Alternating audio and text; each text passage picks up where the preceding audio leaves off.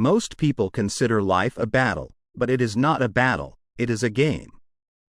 A game, however, which cannot be played successfully without the knowledge of spiritual law, and the Old and the New Testaments give the rules of the game with wonderful clearness. Jesus Christ taught that it was a great game of giving and receiving. Whatsoever a man soweth, that shall he also reap. This means that whatever man sends out in word or deed will return to him. What he gives, he will receive. If he gives hate, he will receive hate. If he gives love, he will receive love. If he gives criticism, he will receive criticism. If he lies, he will be lied to. If he cheats, he will be cheated. We are taught also that the imaging faculty plays a leading part in the game of life. Keep thy heart, or imagination, with all diligence, for out of it are the issues of life. Proverbs chapter 4 verse 23.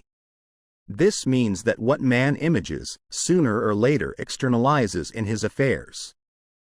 I know of a man who feared a certain disease. It was a very rare disease and difficult to get, but he pictured it continually and read about it until it manifested in his body, and he died, the victim of distorted imagination. So we see, to play successfully the game of life, we must train the imaging faculty. A person with an imaging faculty trained to image only good brings into his life every righteous desire of his heart, health, wealth, love, friends, perfect self-expression, his highest ideals. The imagination has been called the scissors of the mind, and it is ever cutting, day by day, the pictures man sees there, and sooner or later he meets his own creations in his outer world. To train the imagination successfully, man must understand the workings of his mind. The Greeks said, "Know thyself." There are three departments of the mind: the subconscious, conscious, and superconscious. The subconscious is simply power, without direction. It is like steam or electricity, and it does what it is directed to do. It has no power of induction. Whatever man feels deeply or images clearly is impressed upon the subconscious mind and carried out in minutest detail. For example, a woman I know, when a child, always made believe she was a widow. She dressed up in black clothes and wore a long black veil, and people thought she was very clever and amusing. She grew up and married a man with whom she was deeply in love. But in a short time he died, and she wore black and a sweeping veil for many years. The picture of herself as a widow was impressed upon the subconscious mind, and in due time worked itself out, regardless of the havoc created. The conscious mind has been called mortal or carnal mind. It is the human mind and sees life as it appears to it. It sees death, disaster, sickness, poverty, and limitation of every kind, and it impresses the subconscious. The superconscious mind is the God mind within each man, and is the realm of perfect ideas. In it is the perfect pattern, spoken of by Plato, the divine design. For there is a divine design for each person. There is a place that you are to fill and no one else can fill, something you are to do, which no one else can do. There is a perfect picture of this in the superconscious mind. It usually flashes across the conscious as an unattainable ideal, something too good to be true. In reality, it is man's true destiny, or destination, flashed to him from the infinite intelligence which is within himself. Many people, however, are in ignorance of their true destinies and are striving for things and situations which do not belong to them, and would only bring failure and dissatisfaction if attained. For example, a woman came to me and asked me to speak the word that she would marry a certain man with whom she was very much in love. She called him A.B. I replied that this would be a violation of spiritual law, but that I would speak the word for the right man, the divine selection, the man who belonged to her by divine right. I added, if AB is the right man, you can't lose him, and if he isn't, you will receive his equivalent. She saw AB frequently, but no headway was made in their friendship. One evening she called and said, "Do you know, for the last week, AB hasn't seemed so wonderful to me." I replied, "Maybe he is not the divine selection. Another man may be the right one." Soon after that, she met another man who fell in love with her at once, and who said she was his ideal.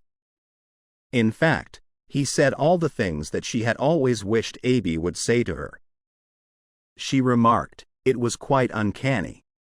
She soon returned his love, and lost all interest in AB. This shows the law of substitution.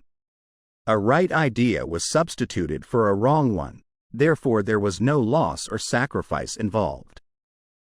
Jesus Christ said, "Seek ye first the kingdom of God and his righteousness, and all these things shall be added unto you." And he said the kingdom was within man. The kingdom is the realm of right ideas, or the divine pattern. Jesus Christ taught that man's words played a leading part in the game of life. By your words ye are justified, and by your words ye are condemned. Many people have brought disaster into their lives through idle words. For example, a woman once asked me why her life was now one of poverty of limitation. Formerly she had a home, was surrounded by beautiful things, and had plenty of money. We found she had often tired of the management of her home, and had said repeatedly, "I'm sick and tired of things. I wish I lived in a trunk," and she added, "Today I am living in that trunk." She had spoken herself into a trunk. The subconscious mind has no sense of humor, and people often joke themselves into unhappy experiences. For example, a woman who had a great deal of money joked continually about getting ready for the poorhouse. In a few years she was almost destitute, having impressed the subconscious mind with a picture of lack and limitation.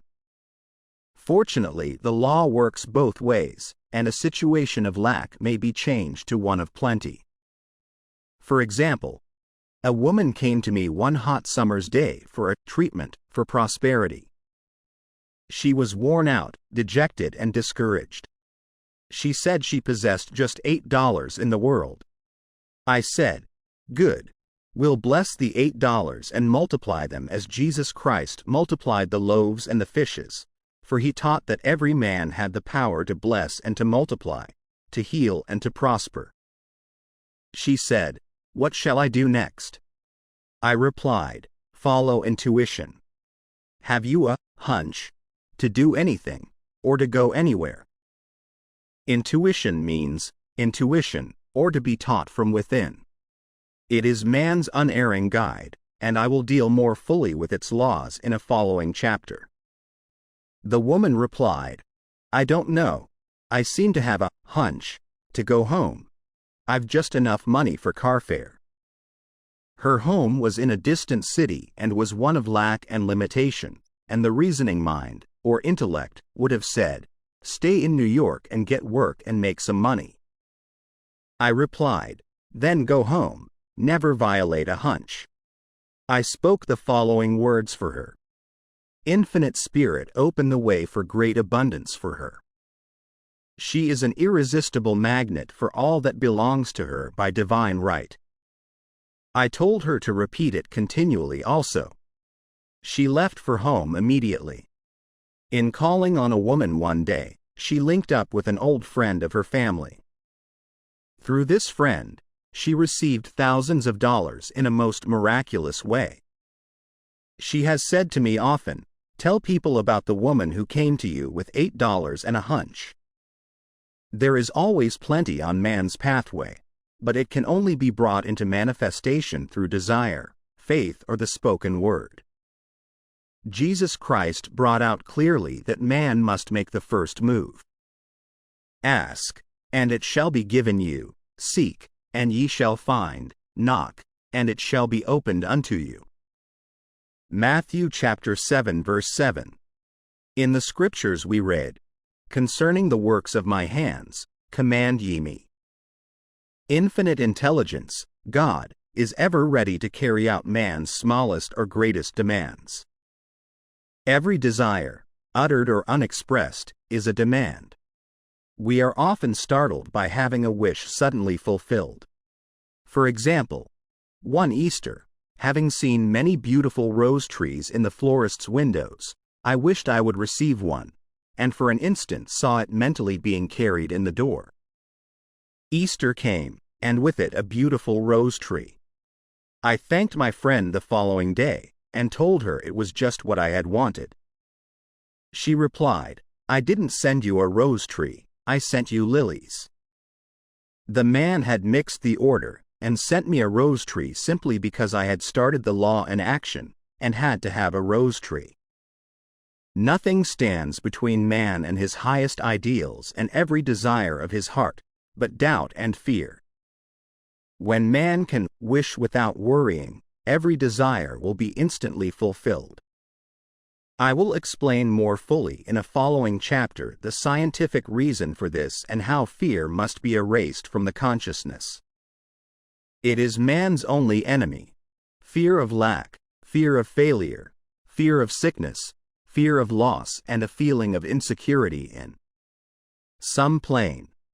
Jesus Christ said, "Why are ye fearful, O ye of little faith?" Matthew chapter 8 verse 26. So we can see we must substitute faith for fear is only inverted faith. It is faith in evil instead of good. The object of the game of life is to see clearly one's good and to obliterate all mental pictures of evil. This must be done by impressing the subconscious mind with a realization of good.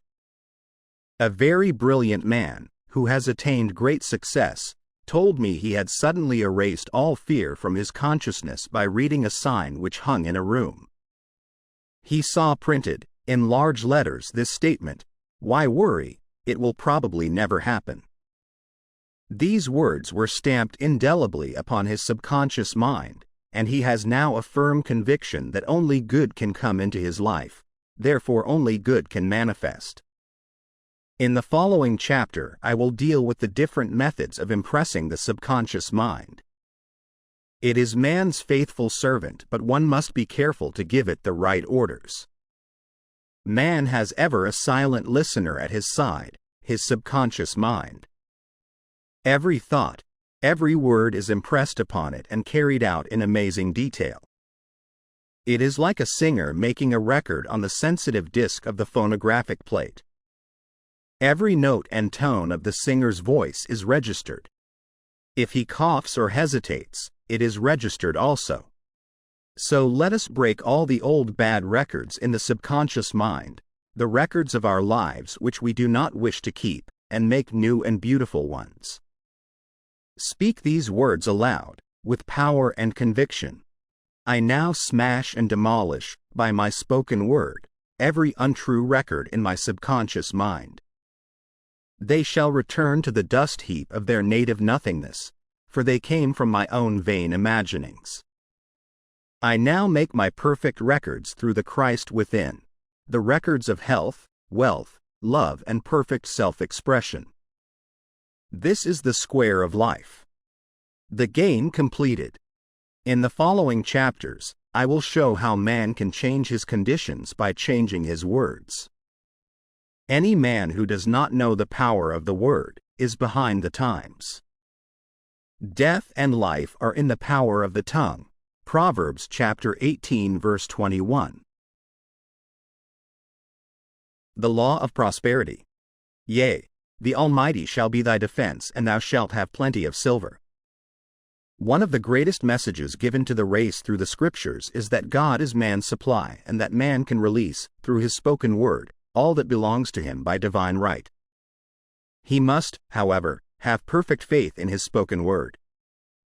Isaiah said, "My word shall not return unto me void, but shall accomplish that whereunto it is sent." We know now that words and thoughts are a tremendous vibratory force, ever molding man's body and affairs. A woman came to me in great distress and said she was to be sued on the 15th of the month for $3,000. She knew no way of getting the money and was in despair. I told her God was her supply, and that there is a supply for every demand. So I spoke the word. I gave thanks that the woman would receive $3,000 at the right time in the right way.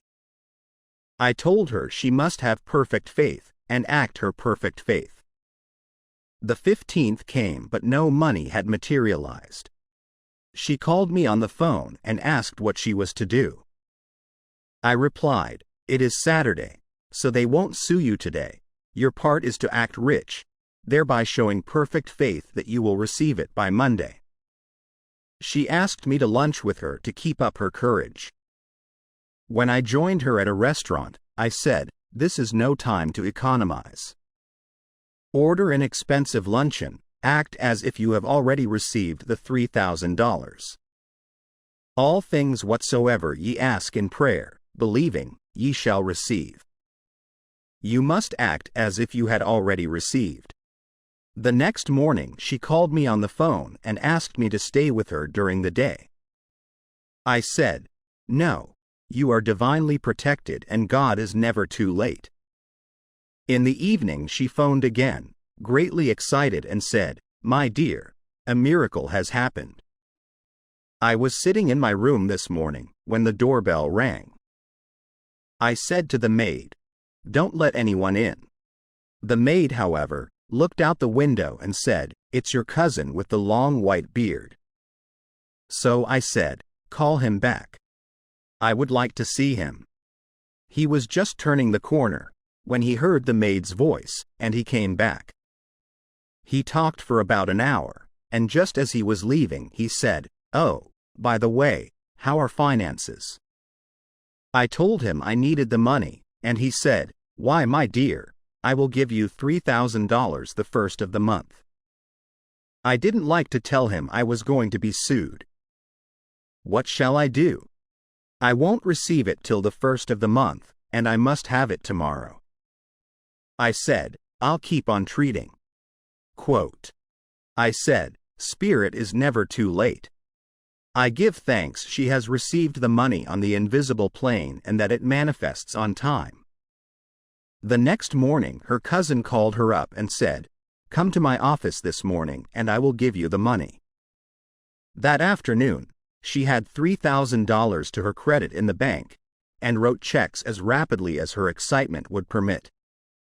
If one asks for success and prepares for failure, he will get the situation he has prepared for. For example, a man came to me asking me to speak the word that a certain debt would be wiped out. I found he spent his time planning what he would say to the man when he did not pay his bill, thereby neutralizing my words. He should have seen himself paying the debt. We have a wonderful illustration of this in the Bible, relating to the 3 kings who were in the desert, without water for their men and horses. They consulted the prophet Elisha, who gave them this astonishing message: "Thus saith the Lord, ye shall not see wind, neither shall ye see rain, yet make this valley full of ditches." Man must prepare for the thing he has asked for, when there isn't the slightest sign of it in sight. For example, a woman found it necessary to look for an apartment during the year when there was a great shortage of apartments in New York. It was considered almost an impossibility, and her friends were sorry for her and said, "Isn't it too bad? You'll have to store your furniture and live in a hotel." She replied, "You needn't feel sorry for me. I'm a Superman, and I'll get an apartment."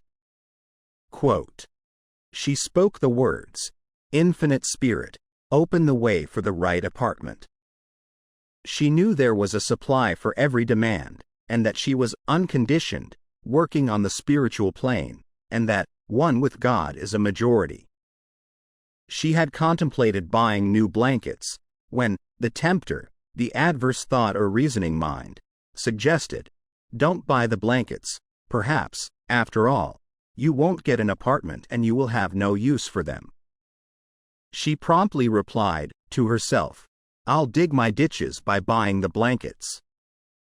So she prepared for the apartment, acted as though she already had it. She found one in a miraculous way, and it was given to her although there were over 200 other applicants. The blankets showed active faith. It is needless to say that the ditches dug by the 3 kings in the desert were filled to overflowing. Read 2 Kings. Getting into the spiritual swing of things is no easy matter for the average person. The adverse thoughts of doubt and fear surge from the subconscious. They are the army of the aliens, which must be put to flight. This explains why it is so often darkest before the dawn. A big demonstration is usually preceded by tormenting thoughts.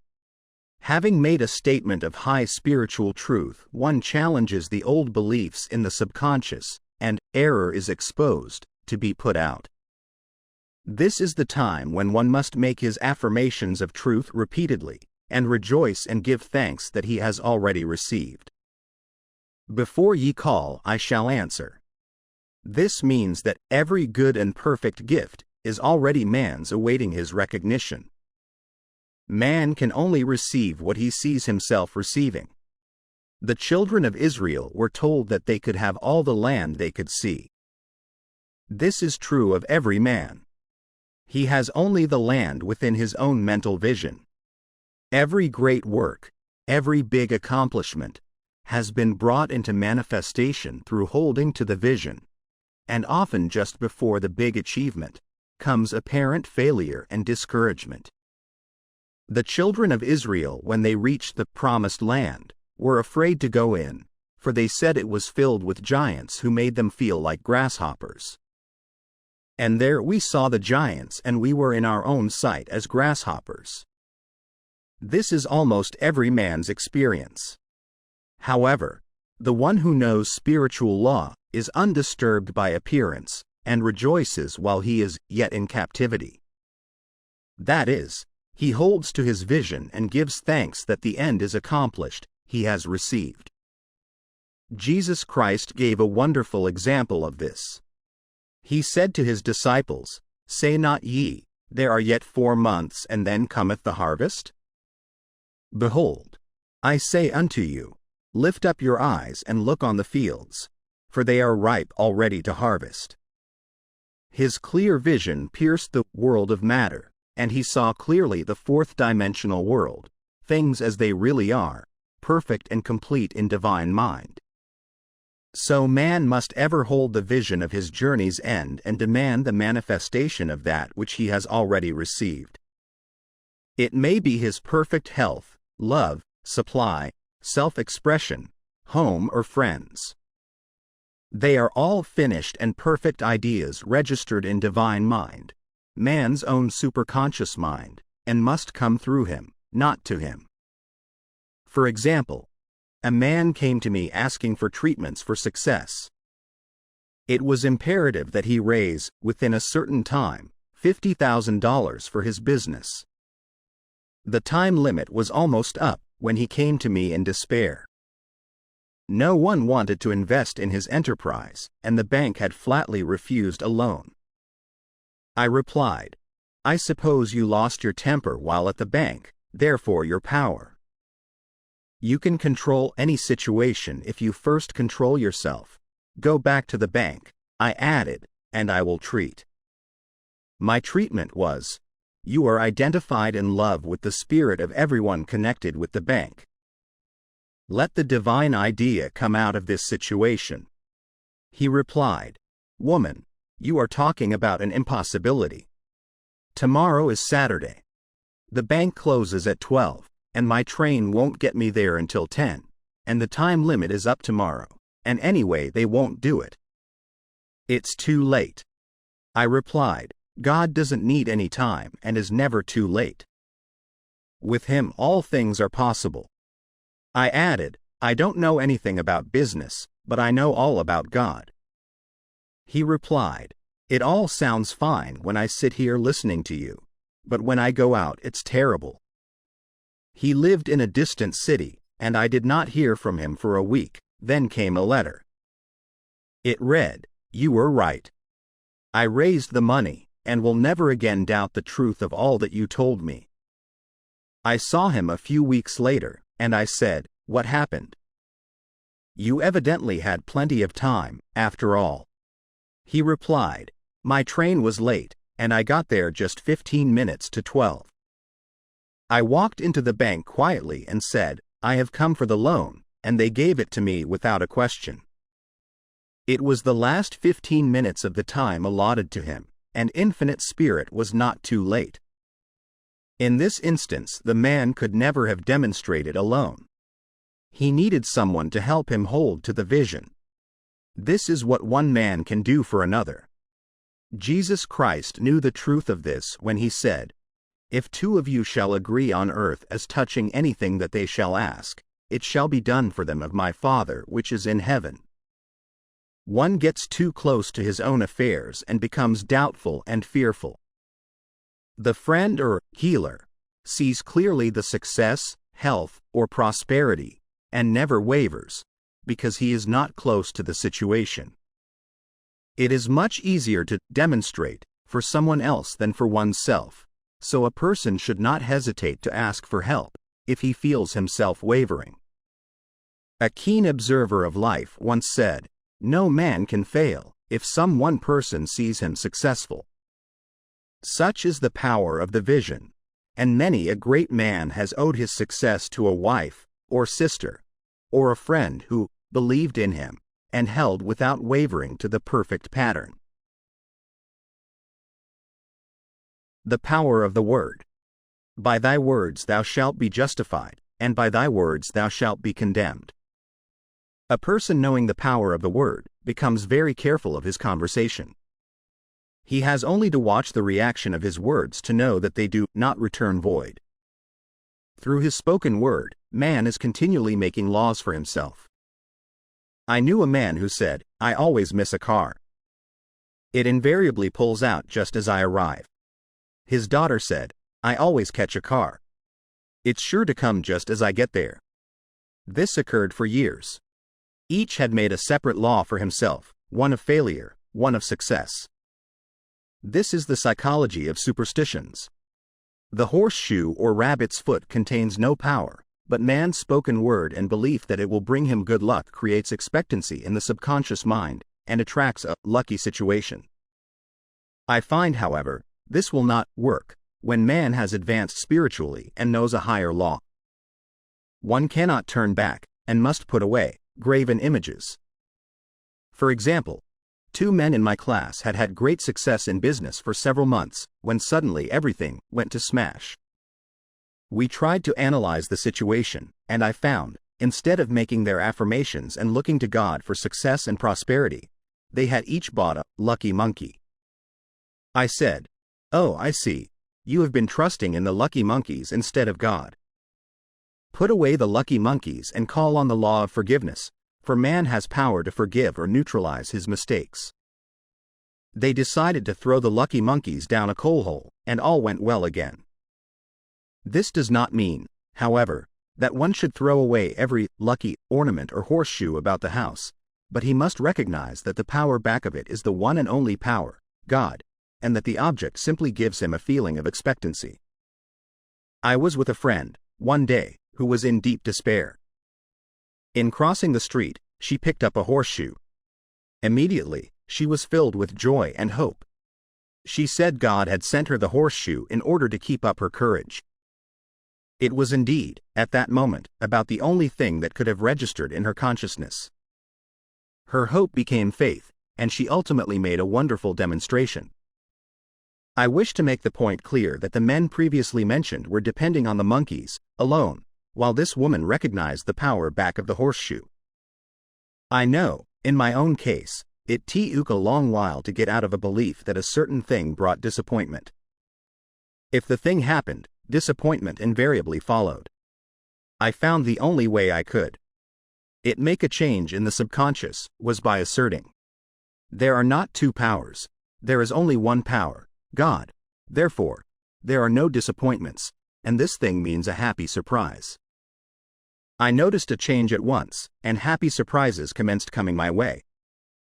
I have a friend who said nothing could induce her to walk under a ladder. I said, if you are afraid, you are giving in to a belief in two powers, good and evil, instead of one.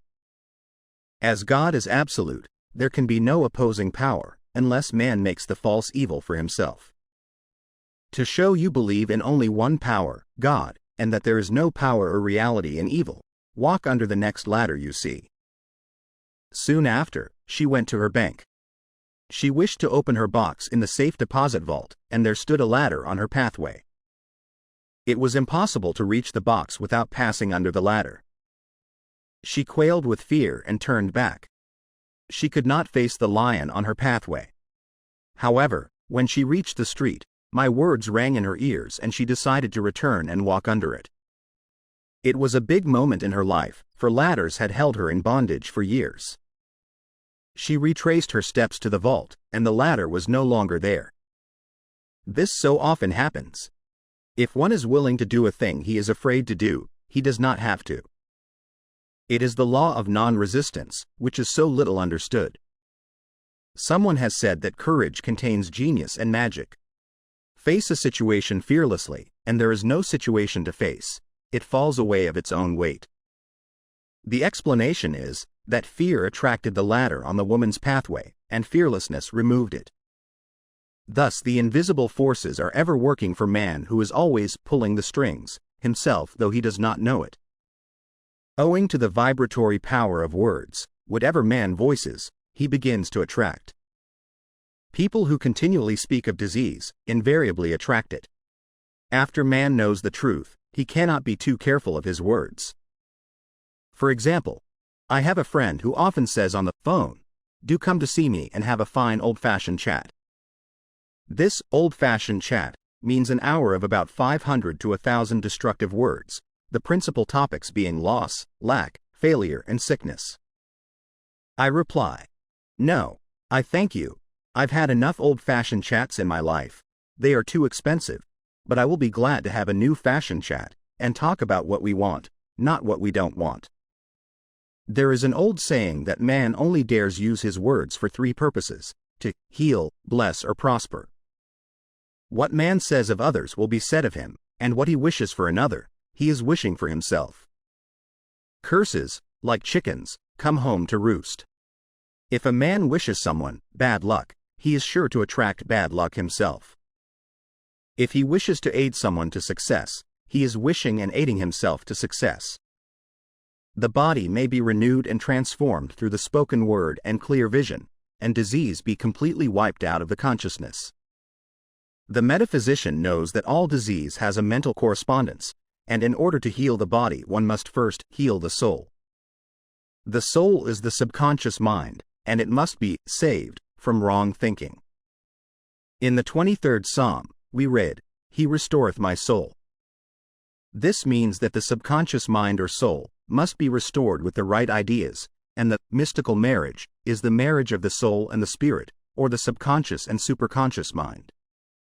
They must be one. When the subconscious is flooded with the perfect ideas of the superconscious, God and man are one. I and the Father are one. That is, he is one with the realm of perfect ideas. He is the man made in God's likeness and image, imagination, and is given power and dominion over all created things, his mind, body, and affairs. It is safe to say that all sickness and unhappiness come from the violation of the law of love. "A new commandment I give unto you, love one another, and in the game of life, love or good will takes every trick." For example, a woman I know had, for years, an appearance of a terrible skin disease. The doctors told her it was incurable, and she was in despair. She was on the stage, and she feared she would soon have to give up her profession, and she had no other means of support. She, however, procured a good engagement, and on the opening night, made a great hit. She received flattering notices from the critics, and was joyful and elated. The next day she received a notice of dismissal. A man in the cast had been jealous of her success and had caused her to be sent away. She felt hatred and resentment taking complete possession of her, and she cried out. Oh God, don't let me hate that man. That night she worked for hours, in the silence. She said, I soon came into a very deep silence. I seemed to be at peace with myself, with the man, and with the whole world. I continued this for 2 following nights, and on the 3rd day I found I was healed completely of the skin disease. In asking for love, or goodwill, she had fulfilled the law, for love is the fulfilling of the law, and the disease, which came from subconscious resentment, was wiped out. Continual criticism produces rheumatism, as critical, inharmonious thoughts cause unnatural deposits in the blood, which settle in the joints. False growths are caused by jealousy, hatred, unforgiveness, fear, etc. Every disease is caused by a mind not at ease. I said once, in my class, there is no use asking anyone, what's the matter with you?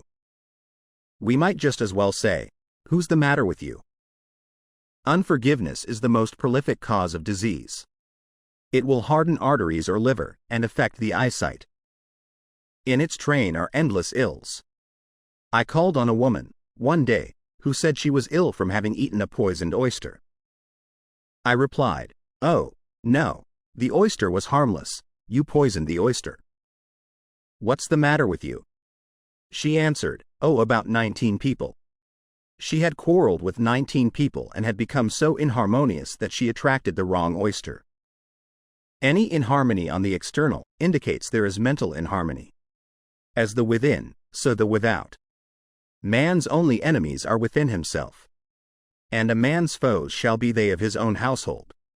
Personality is one of the last enemies to be overcome, as this planet is taking its initiation in love. It was Christ's message, peace on earth, goodwill towards man. The enlightened man, therefore, endeavors to perfect himself upon his neighbor. His work is with himself, to send out goodwill and blessings to every man, and the marvelous thing is, that if one blesses a man he has no power to harm him. For example, a man came to me asking to treat for success in business. He was selling machinery, and a rival appeared on the scene with what he proclaimed was a better machine, and my friend feared defeat. I said, first of all, we must wipe out all fear, and know that God protects your interests, and that the divine idea must come out of the situation. That is, the right machine will be sold, by the right man, to the right man. And I added, don't hold one critical thought towards that man. Bless him all day, and be willing not to sell your machine, if it isn't the divine idea. So he went to the meeting, fearless and non-resistant, and blessing the other man.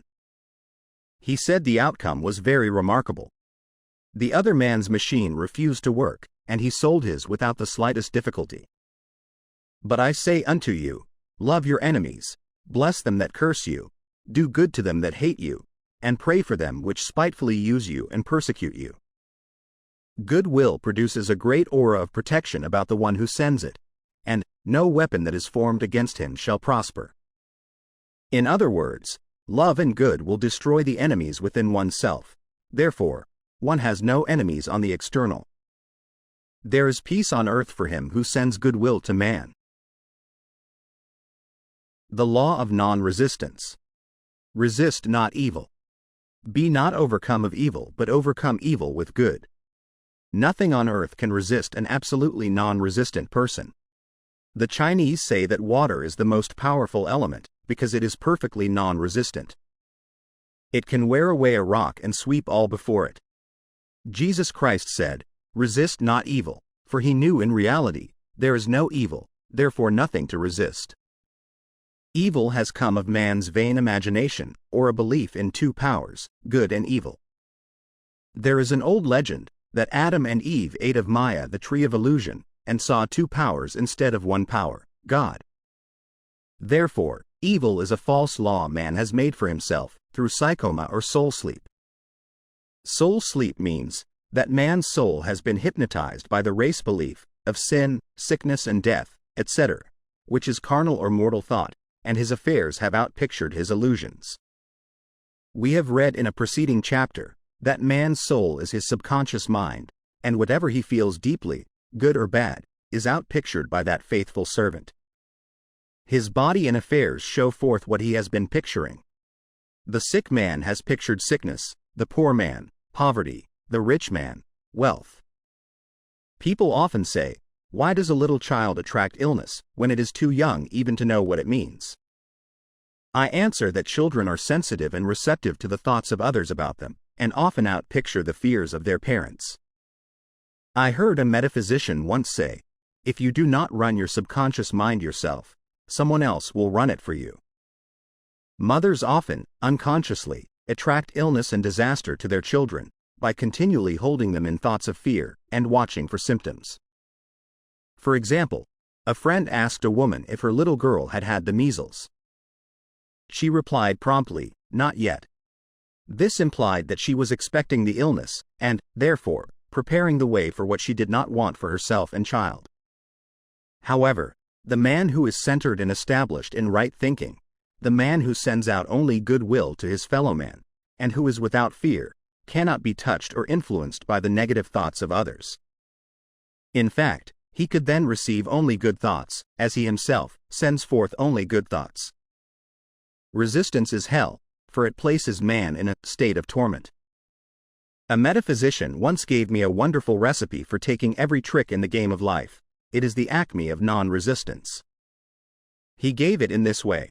At one time in my life, I baptized children, and of course, they had many names. Now I no longer baptize children, but I baptize events, but I give every event the same name. If I have a failure, I baptize it success, in the name of the Father, and of the Son, and of the Holy Ghost. In this, we see the great law of transmutation, founded on non-resistance. Through his spoken word, every failure was transmuted into success. For example, a woman who required money, and who knew the spiritual law of opulence, was thrown continually in a business way, with a man who made her feel very poor. He talked lack and limitation, and she commenced to catch his poverty thoughts, so she disliked him, and blamed him for her failure. She knew in order to demonstrate her supply, she must first feel that she had received. A feeling of opulence must precede its manifestation. It dawned upon her, one day, that she was resisting the situation and seeing two powers instead of one. So, she blessed the man and baptized the situation, success. She affirmed, as there is only one power, God, this man is here for my good and my prosperity, just what he did not seem to be there for. Soon after that she met, through this man, a woman who gave her for a service rendered several $1,000s, and the man moved to a distant city and faded harmoniously from her life. Make the statement, every man is a golden link in the chain of my good, for all men are God in manifestation, awaiting the opportunity given by man himself to serve the divine plan of his life. Bless your enemy, and you rob him of his ammunition. His arrows will be transmuted into blessings. This law is true of nations as well as individuals. Bless a nation, send love and goodwill to every inhabitant, and it is robbed of its power to harm. Man can only get the right idea of non-resistance through spiritual understanding. My students have often said, I don't want to be a doormat. I reply, when you use non-resistance with wisdom, no one will ever be able to walk over you. Another example. One day I was impatiently awaiting an important telephone call. I resisted every call that came in and made no outgoing calls myself, reasoning that it might interfere with the one I was awaiting. Instead of saying, divine ideas never conflict, the call will come at the right time, leaving it to infinite intelligence to arrange, I commenced to manage things myself. I made the battle mine, not God's, and remained tense and anxious.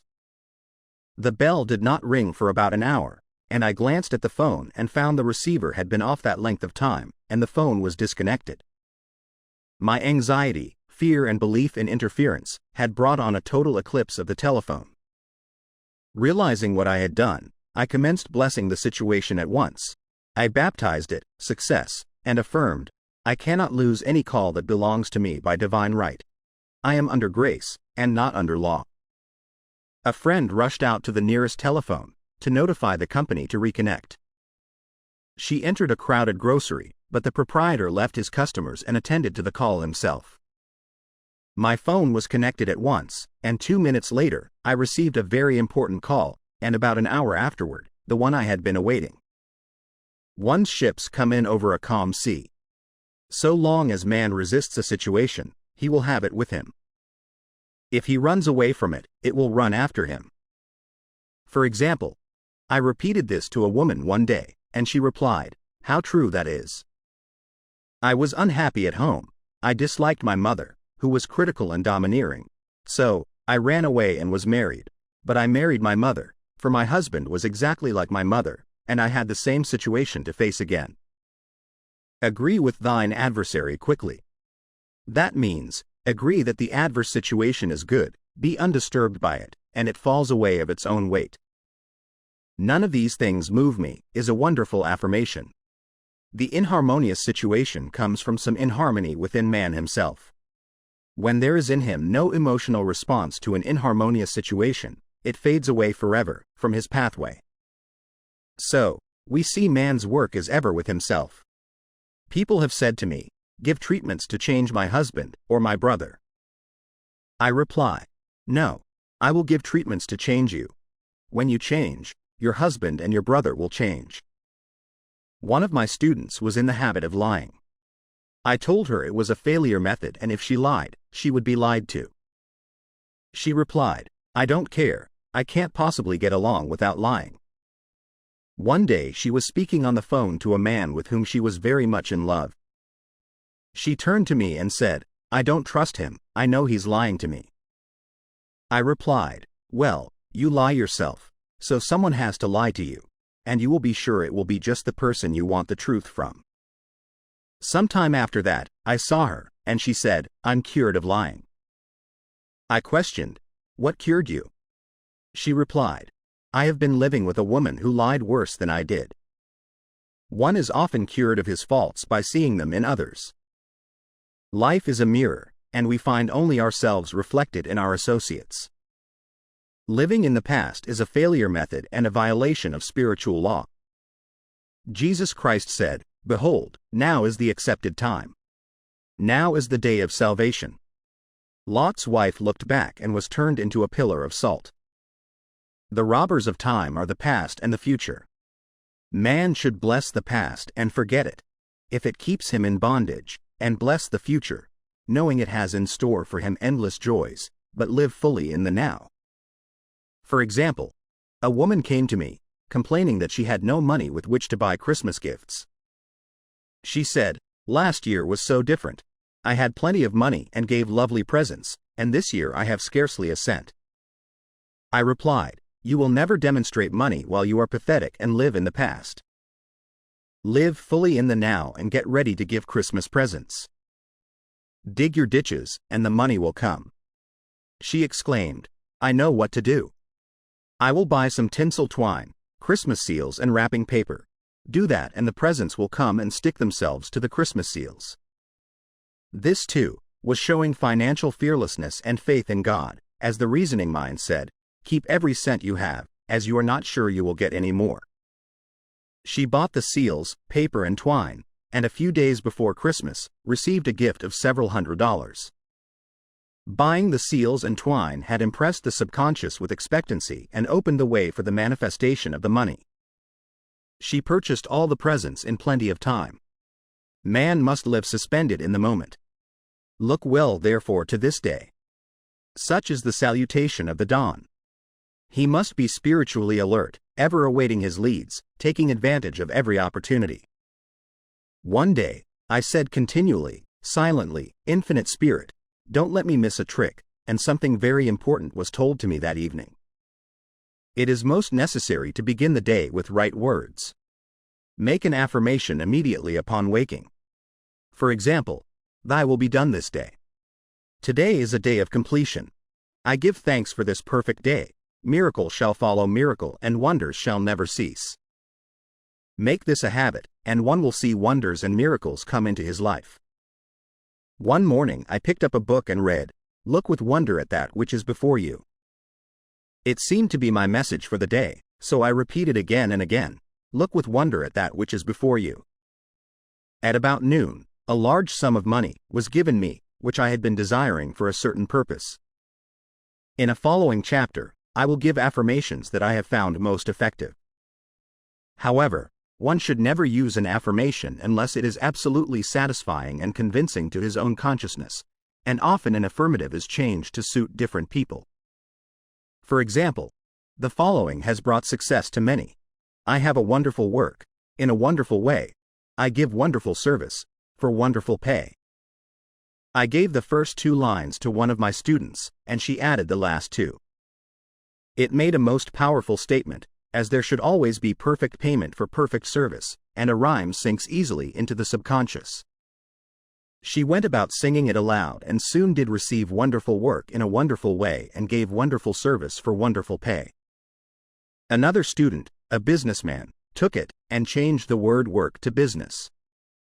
He repeated, I have a wonderful business, in a wonderful way, and I give wonderful service for wonderful pay.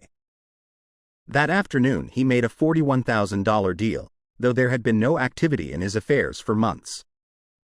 Every affirmation must be carefully worded and completely cover the ground. For example, I knew a woman who was in great need and made a demand for work. She received a great deal of work but was never paid anything. She now knows to add, wonderful service for wonderful pay. It is man's divine right to have plenty. More than enough. His barns should be full, and his cup should flow over. This is God's idea for man, and when man breaks down the barriers of lack in his own consciousness, the golden age will be his, and every righteous desire of his heart fulfilled. The law of karma and the law of forgiveness. Man receives only that which he gives. The game of life is a game of boomerangs. Man's thoughts, deeds and words return to him sooner or later, with astounding accuracy. This is the law of karma, which is Sanskrit for comeback. Whatsoever a man soweth, that shall he also reap. For example, a friend told me this story of herself, illustrating the law. She said, I make all my karma on my aunt. Whatever I say to her, someone says to me. I am often irritable at home, and one day, said to my aunt, who was talking to me during dinner. No more talk, I wish to eat in peace. The following day, I was lunching with a woman with whom I wished to make a great impression. I was talking animatedly, when she said, no more talk, I wish to eat in peace. My friend is high in consciousness, so her karma returns much more quickly than to one on the mental plane. The more man knows, the more he is responsible for, and a person with a knowledge of spiritual law, which he does not practice, suffers greatly, in consequence. The fear of the Lord, law, is the beginning of wisdom. If we read the word Lord, law, it will make many passages in the Bible much clearer. Vengeance is mine, I will repay, saith the Lord, law. It is the law which takes vengeance, not God. God sees man perfect, created in his own image, imagination, and given power and dominion. This is the perfect idea of man, registered in divine mind, awaiting man's recognition, for man can only be what he sees himself to be, and only attain what he sees himself attaining. Nothing ever happens without an onlooker, is an ancient saying. Man sees first his failure or success, his joy or sorrow, before it swings into visibility from the scenes set in his own imagination. We have observed this in the mother picturing disease for her child, or a woman seeing success for her husband. Jesus Christ said, and ye shall know the truth, and the truth shall make you free. So, we see freedom, from all unhappy conditions, comes through knowledge, a knowledge of spiritual law. Obedience precedes authority, and the law obeys man when he obeys the law. The law of electricity must be obeyed before it becomes man's servant. When handled ignorantly, it becomes man's deadly foe. So also with the laws of mind. For example, a woman with a strong personal will wished she owned a house which belonged to an acquaintance, and she often made mental pictures of herself living in the house. In the course of time, the man died and she moved into the house. Several years afterwards, coming into the knowledge of spiritual law, she said to me, "Do you think I had anything to do with that man's death?" I replied, "Yes, your desire was so strong, everything made way for it, but you paid your karmic debt. Your husband, whom you loved devotedly, died soon after, and the house was a white elephant on your hands for years. The original owner, however, could not have been affected by her thoughts had he been positive in truth, nor her husband, but they were both under karmic law. The woman should have said, feeling the great desire for the house, "Infinite intelligence, give me the right house, equally as charming as this, the house which is mine by divine right." The divine selection would have given perfect satisfaction and brought good to all. The divine pattern is the only safe pattern to work by. Desire is a tremendous force and must be directed in the right channel, or chaos ensues. In demonstrating, the most important step is the first step, to ask aright. Man should always demand only that which is his by divine right. To go back to the illustration, had the woman taken this attitude, "If this house, I desire, is mine, I cannot lose it, if it is not, give me its equivalent," the man might have decided to move out, harmoniously, had it been the divine selection for her, or another house would have been substituted. Anything forced into manifestation through personal will is always ill-got, and has ever bad success. Man is admonished, "My will be done, not thine," and the curious thing is, man always gets just what he desires when he does relinquish personal will, thereby enabling infinite intelligence to work through him. Stand ye still and see the salvation of the Lord. Law. For example, a woman came to me in great distress. Her daughter had determined to take a very hazardous trip, and the mother was filled with fear. She said she had used every argument, had pointed out the dangers to be encountered, and forbidden her to go, but the daughter became more and more rebellious and determined. I said to the mother, "You are forcing your personal will upon your daughter, which you have no right to do, and your fear of the trip is only attracting it, for man attracts what he fears." I added, "Let go, and take your mental hands off. Put it in God's hands, and use this statement. I put this situation in the hands of infinite love and wisdom. If this trip is the divine plan, I bless it and no longer resist, but if it is not divinely planned, I give thanks that it is now dissolved and dissipated." A day or two after that her daughter said to her, "Mother, I have given up the trip, and the situation returned to its native nothingness. It is learning to stand still, which seems so difficult for man." I have dealt more fully with this law in the chapter on non-resistance.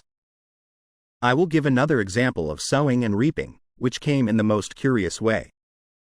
A woman came to me saying, she had received a counterfeit $20 bill, given to her at the bank. She was much disturbed, for she said, "The people at the bank will never acknowledge their mistake." I replied, "Let us analyze the situation and find out why you attracted it." She thought a few moments and exclaimed, "I know it, I sent a friend a lot of stage money, just for a joke." So, the law had sent her some stage money, for it doesn't know anything about jokes. I said, "Now we will call on the law of forgiveness and neutralize the situation." Christianity is founded upon the law of forgiveness. Christ has redeemed us from the curse of the karmic law, and the Christ within each man is his redeemer and salvation from all inharmonious conditions. So, I said, "Infinite Spirit, we call on the law of forgiveness and give thanks that she is under grace and not under law and cannot lose this $20 which is hers by divine right. Now," I said, "go back to the bank and tell them, fearlessly, that it was given you there by mistake." She obeyed, and to her surprise, they apologized and gave her another bill, treating her most courteously. So, knowledge of the law gives man power to rub out his mistakes. Man cannot force the external to be what he is not.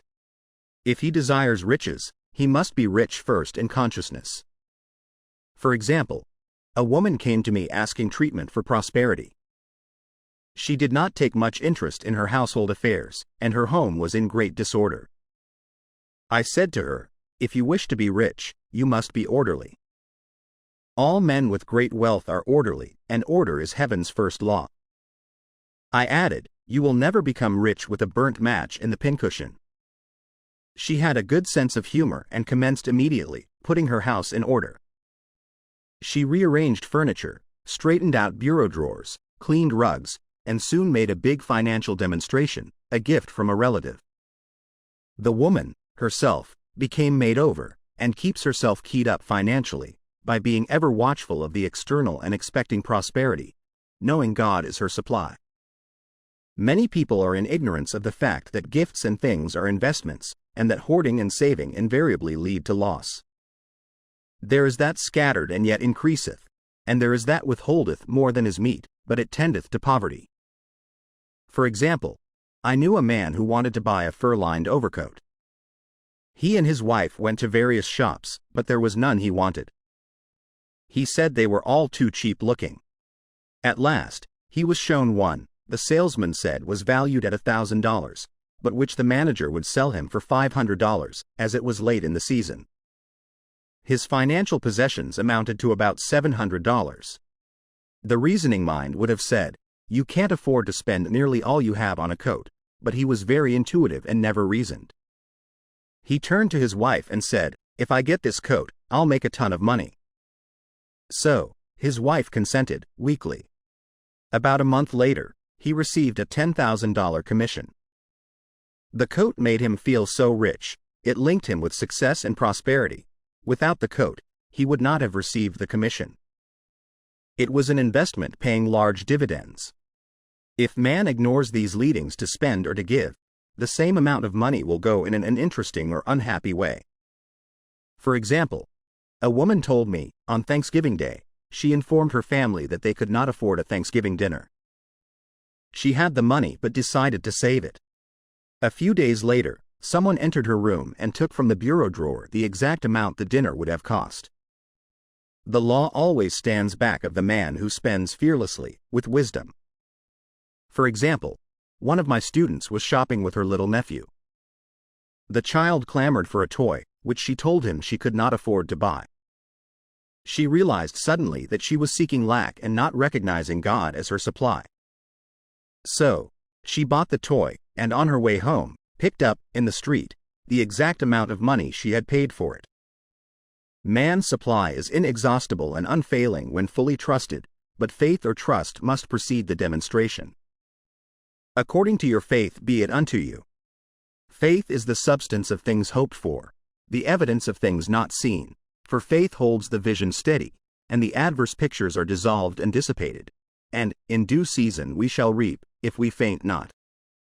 Jesus Christ brought the good news, the gospel, that there was a higher law than the law of karma, and that law transcends the law of karma. It is the law of grace, or forgiveness. It is the law which frees man from the law of cause and effect, the law of consequence. Under grace, and not under law. We are told that on this plane, man reaps where he has not sown.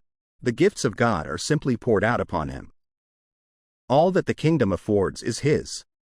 This continued state of bliss awaits the man who has overcome the race, or world, thought. In the world thought there is tribulation, but Jesus Christ said, be of good cheer. I have overcome the world. The world thought is that of sin, sickness and death. He saw their absolute unreality and said sickness and sorrow shall pass away and death itself, the last enemy, be overcome. We know now, from a scientific standpoint, that death could be overcome by stamping the subconscious mind with the conviction of eternal youth and eternal life. The subconscious, being simply power without direction, carries out orders without questioning. Working under the direction of the superconscious, the Christ or God within man, the resurrection of the body, would be accomplished. Casting the burden. Impressing the subconscious. When man knows his own powers and the workings of his mind, his great desire is to find an easy and quick way to impress the subconscious with good, for simply an intellectual knowledge of the truth will not bring results. In my own case, I found the easiest way is in casting the burden. A metaphysician once explained it in this manner. He said, the only thing which gives anything weight in nature is the law of gravitation, and if a boulder could be taken high above the planet, there would be no weight in that boulder. And that is what Jesus Christ meant when he said, my yoke is easy and my burden is light. He had overcome the world vibration, and functioned in the fourth dimensional realm, where there is only perfection, completion, life and joy. He said, come to me all ye that labor and are heavy laden, and I will give you rest. Take my yoke upon you, for my yoke is easy and my burden is light. We are also told in the 55th Psalm, to cast thy burden upon the Lord. Many passages in the Bible state that the battle is God's, not man's, and that man is always to stand still and see the salvation of the Lord. This indicates that the superconscious mind, or Christ within, is the department which fights man's battle and relieves him of burdens. We see, therefore, that man violates law if he carries a burden, and a burden is an adverse thought or condition, and this thought or condition has its root in the subconscious. It seems almost impossible to make any headway directing the subconscious from the conscious, or reasoning mind, as the reasoning mind, the intellect, is limited in its conceptions, and filled with doubts and fears. How scientific it then is, to cast the burden upon the superconscious mind, or Christ within, where it is made light, or dissolved into its native nothingness. For example, a woman in urgent need of money, made light upon the Christ within, the superconscious, with the statement, I cast this burden of lack on the Christ within, and I go free to have plenty. The belief in lack was her burden, and as she cast it upon the superconscious with its belief of plenty, an avalanche of supply was the result. We read, the Christ in you, the hope of glory. Another example. One of my students had been given a new piano, and there was no room in her studio for it until she had moved out the old one. She was in a state of perplexity. She wanted to keep the old piano but knew of no place to send it. She became desperate, as the new piano was to be sent immediately, in fact, was on its way, with no place to put it. She said it came to her to repeat, I cast this burden on the Christ within, and I go free. A few moments later, her phone rang, and a woman friend asked if she might rent her old piano, and it was moved out a few minutes before the new one arrived. I knew a woman whose burden was resentment. She said, I cast this burden of resentment on the Christ within, and I go free, to be loving, harmonious and happy. The almighty superconscious flooded the subconscious with love, and her whole life was changed. For years, resentment had held her in a state of torment and imprisoned her soul, the subconscious mind. The statement should be made over and over and over, sometimes for hours at a time, silently or audibly, with quietness but determination.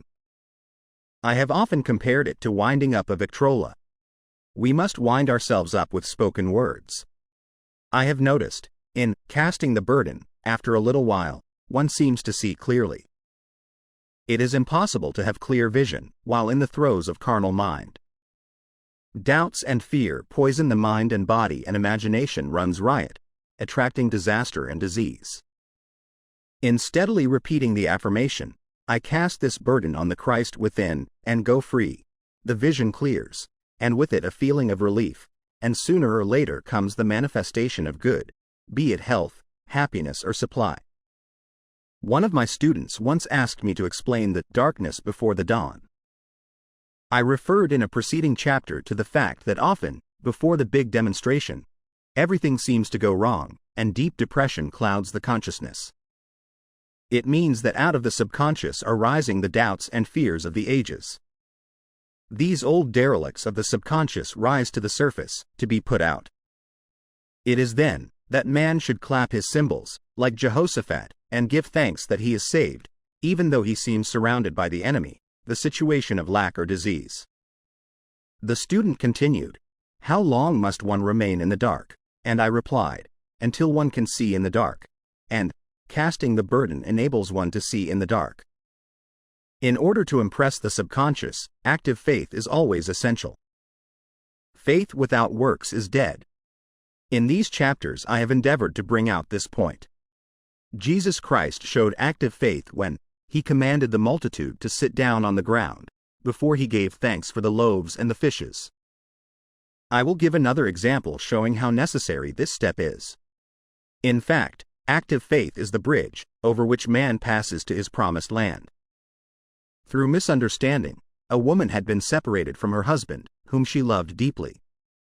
He refused all offers of reconciliation and would not communicate with her in any way. Coming into the knowledge of spiritual law, she denied the appearance of separation. She made this statement, There is no separation in divine mind.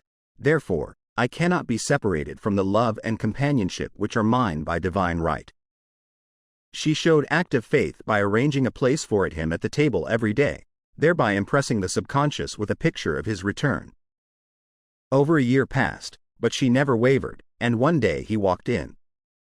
The subconscious is often impressed through music. Music has a fourth-dimensional quality and releases the soul from imprisonment. It makes wonderful things seem possible and easy of accomplishment. I have a friend who uses her Victrola daily for this purpose. It puts her in perfect harmony and releases the imagination. Another woman often dances while making her affirmations. The rhythm and harmony of music and motion carry her words forth with tremendous power. The student must remember also not to despise the day of small things. Invariably, before a demonstration, come signs of land. Before Columbus reached America, he saw birds and twigs which showed him land was near. So it is with a demonstration, but often the student mistakes it for the demonstration itself and is disappointed. For example, a woman had spoken the word for a set of dishes. Not long afterwards, a friend gave her a dish which was old and cracked. She came to me and said, "Well, I asked for a set of dishes, and all I got was a cracked plate." I replied, "The plate was only signs of land. It shows your dishes are coming. Look upon it as birds and seaweed," and not long afterwards the dishes came. Continually, making believe impresses the subconscious. If one makes believe he is rich, and makes believe he is successful, in due time he will reap. Children are always making believe, and, except ye be converted, and become as little children, ye shall not enter the kingdom of heaven. For example, I know of a woman who was very poor, but no one could make her feel poor. She earned a small amount of money from rich friends, who constantly reminded her of her poverty, and to be careful in saving. Regardless of their admonitions, she would spend all her earnings on a hat, or make someone a gift, and be in a rapturous state of mind. Her thoughts were always centered on beautiful clothes and rings and things, but without envying others. She lived in the world of the wondrous, and only riches seemed real to her. Before long she married a rich man, and the rings and things became visible. I do not know whether the man was the divine selection, but opulence had to manifest in her life, as she had imaged only opulence. There is no peace or happiness for man until he has erased all fear from the subconscious. Fear is misdirected energy and must be redirected or transmuted into faith. Jesus Christ said, "Why are ye fearful, O ye of little faith? All things are possible to him that believeth." I am asked so often by my students, how can I get rid of fear? I reply, by walking up to the thing you are afraid of. The lion takes its fierceness from your fear. Walk up to the lion, and he will disappear. Run away and he runs after you. I have shown in previous chapters how the lion of lack disappeared when the individual spent money fearlessly, showing faith that God was his supply and therefore unfailing. Many of my students have come out of the bondage of poverty and are now bountifully supplied, through losing all fear of letting money go out. The subconscious is impressed with the truth that God is the giver and the gift. Therefore, as one is one with the giver, he is one with the gift. A splendid statement is, I now thank God the giver for God the gift. Man has so long separated himself from his good and his supply, through thoughts of separation and lack, that sometimes it takes dynamite to dislodge these false ideas from the subconscious, and the dynamite is a big situation.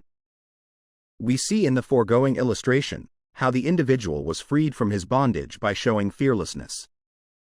Man should watch himself hourly to detect if his motive for action is fear or faith. Choose ye this day whom we shall serve, fear or faith. Perhaps one's fear is of personality. Then do not avoid the people feared. Be willing to meet them cheerfully, and they will either prove golden links in the chain of one's good, or disappear harmoniously from one's pathway. Perhaps one's fear is of disease or germs. Then one should be fearless and undisturbed in a germ-laden situation, and he would be immune. One can only contract germs while vibrating at the same rate as the germ, and fear drags men down to the level of the germ.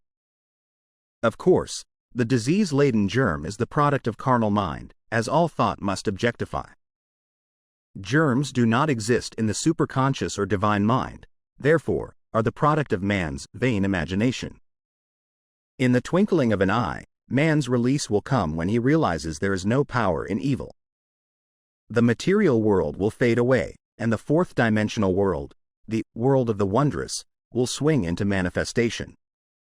And I saw a new heaven and a new earth, and there shall be no more death, neither sorrow nor crying, neither shall there be any more pain, for the former things are passed away. Love. Every man on this planet is taking his initiation in love. A new commandment I give unto you, that ye love one another. Ouspensky states, in Tertium Organum, that love is a cosmic phenomenon, and opens to man the fourth-dimensional world, the world of the wondrous. Real love is selfless and free from fear. It pours itself out upon the object of its affection, without demanding any return. Its joy is in the joy of giving. Love is God in manifestation, and the strongest magnetic force in the universe. Pure, unselfish love draws to itself its own. It does not need to seek or demand. Scarcely anyone has the faintest conception of real love. Man is selfish, tyrannical, or fearful in his affections, thereby losing the thing he loves. Jealousy is the worst enemy of love, for the imagination runs riot, seeing the loved one attracted to another, and invariably these fears objectify if they are not neutralized. For example, a woman came to me in deep distress. The man she loved had left her for other women, and said he never intended to marry her. She was torn with jealousy and resentment and said she hoped he would suffer as he had made her suffer, and added, "How could he leave me when I loved him so much?" I replied, "You are not loving that man. You are hating him," and added, "You can never receive what you have never given. Give a perfect love and you will receive a perfect love. Perfect yourself on this man. Give him a perfect, unselfish love, demanding nothing in return. Do not criticize or condemn, and bless him wherever he is." She replied, "No, I won't bless him unless I know where he is." "Well," I said, "that is not real love. When you send out real love will return to you, either from this man or his equivalent, for if this man is not the divine selection, you will not want him. As you are one with God, you are one with the love which belongs to you by divine right." Several months passed, and matters remained about the same, but she was working conscientiously with herself. I said, "When you are no longer disturbed by his cruelty, he will cease to be cruel, as you are attracting it through your own emotions." Then I told her of a brotherhood in India, who never said, "Good morning," to each other. They used these words, "I salute the divinity in you." They saluted the divinity in every man, and in the wild animals in the jungle, and they were never harmed, for they saw only God in every living thing. I said, "Salute the divinity in this man, and say, I see your divine self only. I see you as God sees you, perfect, made in his image and likeness." She found she was becoming more poised, and gradually losing her resentment. He was a captain, and she always called him the Cap. One day, she said, suddenly, "God bless the Cap wherever he is." Now, that is real love, and when you have become a complete circle, and are no longer disturbed by the situation, you will have his love, or attract its equivalent. I was moving at this time, and did not have a telephone, so was out of touch with her for a few weeks, when one morning I received a letter saying, "We are married." At the earliest opportunity, I paid her a call. My first words were, "What happened?" "Oh," she exclaimed, "a miracle. One day I woke up and all suffering had ceased. I saw him that evening and he asked me to marry him. We were married in about a week, and I have never seen a more devoted man." There is an old saying, "No man is your enemy, no man is your friend. Every man is your teacher." So one should become impersonal and learn what each man has to teach him, and soon he would learn his lessons and be free. The woman's lover was teaching her selfless love, which every man, sooner or later, must learn. Suffering is not necessary for man's development. It is the result of violation of spiritual law, but few people seem able to rouse themselves from their soul sleep without it. When people are happy, they usually become selfish, and automatically the law of karma is set in action. Man often suffers loss through lack of appreciation. I knew a woman who had a very nice husband, but she said often, "I don't care anything about being married, but that is nothing against my husband. I'm simply not interested in married life." She had other interests, and scarcely remembered she had a husband. She only thought of him when she saw him. One day her husband told her he was in love with another woman and left. She came to me in distress and resentment. I replied, "It is exactly what you spoke the word for. You said you didn't care anything about being married, so the subconscious worked to get you unmarried." She said, "Oh yes, I see. People get what they want, and then feel very much hurt." She soon became in perfect harmony with the situation, and knew they were both much happier apart. When a woman becomes indifferent or critical, and ceases to be an inspiration to her husband, he misses the stimulus of their early relationship and is restless and unhappy. A man came to me dejected, miserable and poor. His wife was interested in the science of numbers, and had him read. It seems the report was not very favorable, for he said, "My wife says I'll never amount to anything because I am a 2. I replied, "I don't care what your number is. You are a perfect idea in divine mind, and we will demand the success and prosperity which are already planned for you by that infinite intelligence." Within a few weeks, he had a very fine position, and a year or two later, he achieved a brilliant success as a writer. No man is a success in business unless he loves his work. The picture the artist paints for love of his art is his greatest work. The pot boiler is always something to live down. No man can attract money if he despises it. Many people are kept in poverty by saying, "Money means nothing to me, and I have a contempt for people who have it." This is the reason so many artists are poor. Their contempt for money separates them from it. I remember hearing one artist say of another, "He's no good as an artist, he has money in the bank." This attitude of mind, of course, separates man from his supply. He must be in harmony with a thing in order to attract it. Money is God in manifestation, as freedom from want and limitation, but it must be always kept in circulation and put to right uses. Hoarding and saving react with grim vengeance.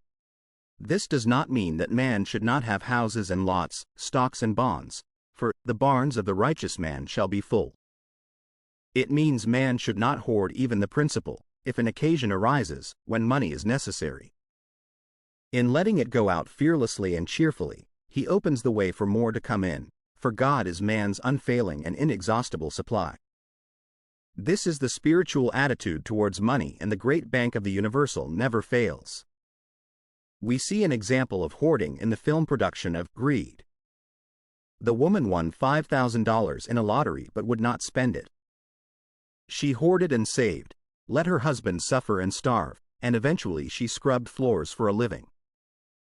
She loved the money itself and put it above everything, and one night she was murdered and the money taken from her. This is an example of where love of money is the root of all evil. Money in itself is good and beneficial, but used for destructive purposes, hoarded and saved, or considered more important than love, brings disease and disaster and the loss of the money itself. Follow the path of love, and all things are added, for God is love, and God is supply.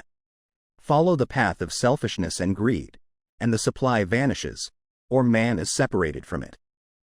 For example, I knew the case of a very rich woman who hoarded her income. She rarely gave anything away, but bought and bought and bought things for herself. She was very fond of necklaces, and a friend once asked her how many she possessed. She replied, 67. She bought them and put them away, carefully wrapped in tissue paper. Had she used the necklaces, it would have been quite legitimate, but she was violating the law of use. Her closets were filled with clothes she never wore, and jewels which never saw the light. The woman's arms were gradually becoming paralyzed from holding on to things, and eventually she was considered incapable of looking after her affairs and her wealth was handed over to others to manage. So man, in ignorance of the law, brings about his own destruction. All disease, all unhappiness, come from the violation of the law of love. Man's boomerangs of hate, resentment, and criticism come back laden with sickness and sorrow. Love seems almost a lost art, but the man with the knowledge of spiritual law knows it must be regained, for without it, he has become as sounding brass and tinkling cymbals. For example, I had a student who came to me, month after month, to clean her consciousness of resentment. After a while, she arrived at the point where she resented only one woman, but that one woman kept her busy. Little by little she became poised and harmonious, and one day, all resentment was wiped out. She came in radiant, and exclaimed, "You can't understand how I feel." The woman said something to me, and instead of being furious I was loving and kind, and she apologized and was perfectly lovely to me. No one can understand the marvelous lightness I feel within. Love and goodwill are invaluable in business. For example, a woman came to me, complaining of her employer. She said she was cold and critical and knew she did not want her in the position. Well, I replied, salute the divinity in the woman and send her love. She said, I can't, she's a marble woman. I answered, you remember the story of the sculptor who asked for a certain piece of marble. He was asked why he wanted it, and he replied, because there is an angel in the marble, and out of it he produced a wonderful work of art. She said, very well, I'll try it. A week later she came back and said, I did what you told me to, and now the woman is very kind, and took me out in her car. People are sometimes filled with remorse for having done someone an unkindness, perhaps years ago. If the wrong cannot be righted, its effect can be neutralized by doing someone a kindness in the present. This one thing I do, forgetting those things which are behind and reaching forth unto those things which are before. Sorrow, regret and remorse tear down the cells of the body and poison the atmosphere of the individual. A woman said to me in deep sorrow, treat me to be happy and joyous, for my sorrow makes me so irritable with the members of my family that I keep making more karma. I was asked to treat a woman who was mourning for her daughter. I denied all belief in loss and separation, and affirmed that God was the woman's joy, love and peace. The woman gained her poise at once, but sent word by her son, not to treat any longer, because she was so happy, it wasn't respectable. So, mortal mind loves to hang on to its griefs and regrets. I knew a woman who went about bragging of her troubles, so, of course, she always had something to brag about. The old idea was if a woman did not worry about her children, she was not a good mother. Now, we know that mother fear is responsible for many of the diseases and accidents which come into the lives of children. For fear pictures vividly the disease or situation feared, and these pictures objectify, if not neutralized. Happy is the mother who can say sincerely that she puts her child in God's hands, and knows therefore that he is divinely protected. For example, a woman awoke suddenly, in the night, feeling her brother was in great danger. Instead of giving in to her fears, she commenced making statements of truth, saying, man is a perfect idea in divine mind, and is always in his right place, therefore, my brother is in his right place and is divinely protected. The next day she found that her brother had been in close proximity to an explosion in a mine, but had miraculously escaped. So man is his brother's keeper, in thought, and every man should know that the thing he loves dwells in the secret place of the Most High, and abides under the shadow of the Almighty. There shall no evil befall thee, neither shall any plague come nigh thy dwelling. Perfect love casteth out fear. He that feareth is not made perfect in love, and love is the fulfilling of the law. Intuition or guidance. In all thy ways acknowledge him, and he shall direct thy paths. There is nothing too great of accomplishment for the man who knows the power of his word, and who follows his intuitive leads. By the word he starts in action unseen forces and can rebuild his body or remold his affairs. It is, therefore, of the utmost importance to choose the right words, and the student carefully selects the affirmation he wishes to catapult into the invisible. He knows that God is his supply, that there is a supply for every demand, and that his spoken word releases this supply. Ask and ye shall receive. Man must make the first move. Draw nigh to God and he will draw nigh to you. I have often been asked just how to make a demonstration. I reply, speak the word and then do not do anything until you get a definite lead. Demand the lead, saying, Infinite Spirit, reveal to me the way, let me know if there is anything for me to do. The answer will come through intuition, or hunch, a chance remark from someone, or a passage in a book, etc. The answers are sometimes quite startling in their exactness. For example, a woman desired a large sum of money. She spoke the words, Infinite Spirit, open the way for my immediate supply. Let all that is mine by divine right now reach me, in great avalanches of abundance. Then she added, give me a definite lead, let me know if there is anything for me to do. The thought came quickly, give a certain friend, who had helped her spiritually, $100. She told her friend, who said, wait and get another lead, before giving it. So she waited, and that day met a woman who said to her, I gave someone $1 today. It was just as much for me, as it would be for you to give someone 100. This was indeed an unmistakable lead, so she knew she was right in giving the $100. It was a gift which proved a great investment, for shortly after that, a large sum of money came to her in a remarkable way. Giving opens the way for receiving. In order to create activity in finances, one should give. Tithing or giving 1/10 of one's income is an old Jewish custom and is sure to bring increase. Many of the richest men in this country have been tithers, and I have never known it to fail as an investment. The 10th part goes forth and returns blessed and multiplied. But the gift or tithe must be given with love and cheerfulness, for God loveth a cheerful giver. Bills should be paid cheerfully. All money should be sent forth fearlessly and with a blessing. This attitude of mind makes man master of money. It is his to obey, and his spoken word then opens vast reservoirs of wealth. Man, himself, limits his supply by his limited vision. Sometimes the student has a great realization of wealth but is afraid to act. The vision and action must go hand in hand, as in the case of the man who bought the fur-lined overcoat. A woman came to me asking me to speak the word for a position. So I demanded, Infinite Spirit, open the way for this woman's right position. Never ask for just a position. Ask for the right position, the place already planned in divine mind, as it is the only one that will give satisfaction. I then gave thanks that she had already received and that it would manifest quickly. Very soon, she had 3 positions offered her, 2 in New York and 1 in Palm Beach, and she did not know which to choose. I said, ask for a definite lead. The time was almost up and was still undecided, when one day, she telephoned, when I woke up this morning, I could smell Palm Beach. She had been there before and knew its balmy fragrance. I replied, well, if you can smell Palm Beach from here, it is certainly your lead. She accepted the position, and it proved a great success. Often one's lead comes at an unexpected time. One day, I was walking down the street, when I suddenly felt a strong urge to go to a certain bakery, a block or 2 away. The reasoning mind resisted, arguing, there is nothing there that you want. However, I had learned not to reason, so I went to the bakery, looked at everything, and there was certainly nothing there that I wanted. But coming out I encountered a woman I had thought of often, and who was in great need of the help which I could give her.